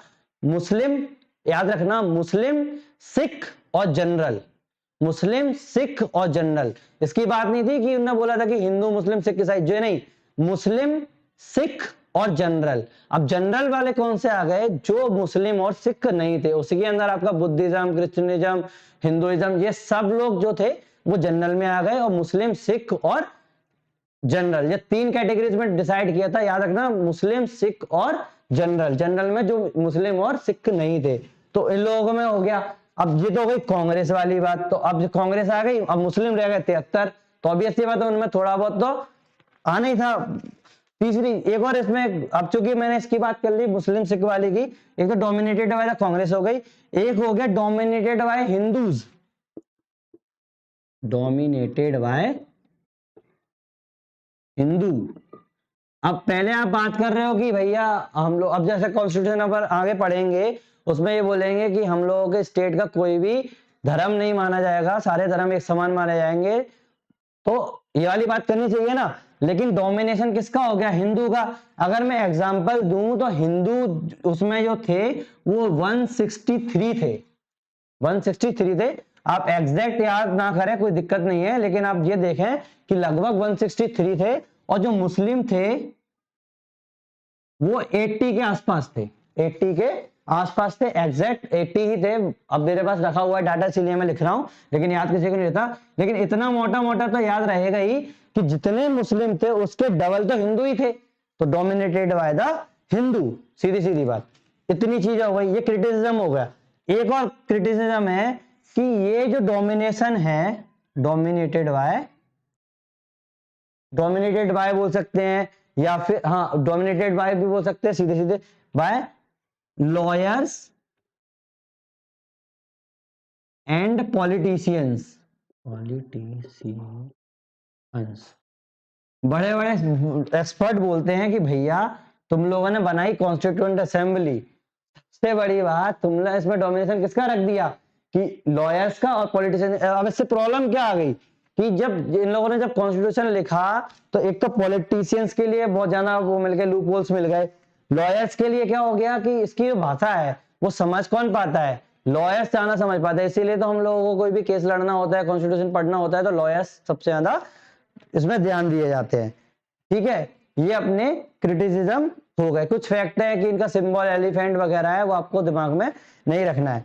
ये हो गई अपनी सारी की सारी कॉन्स्टिट्यूएंट असेंबली की बातें, और ये अपना पहला एपिसोड जो वीडियो था तो अपना यहाँ पे अपन मैं खत्म करता हूँ। लेकिन इससे पहले मैं आपको कुछ बातें क्लियर करा दूं, क्योंकि अब ये खत्म हो गया है। थोड़ी सी अब 1-2 मिनट अपन थोड़ी बकवास सी बातें लास्ट पे करते हैं, मैं हर बार करता हूँ।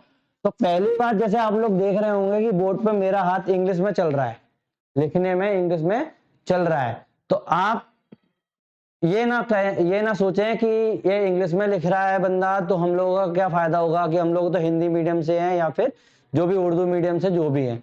तो आप याद रखें, मैंने आप लोगों को ये स्टोरी की तरह बताया है। कुछ वर्ड्स हैं अगर समझ में नहीं आते हैं कि रिप्रेजेंटेटिव क्या होता है, क्रिटिसिज्म क्या होता है, चाहो तो गूगल में सर्च कर लो। लेकिन जैसे आपको पता है कि प्री में करने के लिए आप लोगों को इसकी जरूरत नहीं पड़ेगी, आप लोग स्टोरी की तरह समझ जाओ कि क्या होता है। हाँ ये है कि कुछ बॉडीज हैं वो आपको हिंदी में मिलने में चांसेस प्रॉब्लम आएगी, तो कोई बात नहीं है, आप हो जाएगा। और आप सब्र रखें। अब हम लोगों ने आज कॉन्स्टिट्यूशन असेंबली खत्म करी है, कल अपन लोग कॉन्स्टिट्यूशन खत्म करेंगे, प्रीएम्बल खत्म करेंगे, फंडामेंटल राइट आगे चलेंगे, उसके बाद अपन पार्लियामेंट पे जाएंगे। ये अपन लोगों का विजन है, तो 10 लेक्चर में अपन इसको खत्म करेंगे। तो ठीक है, आप सब्सक्राइब करें, शेयर करें।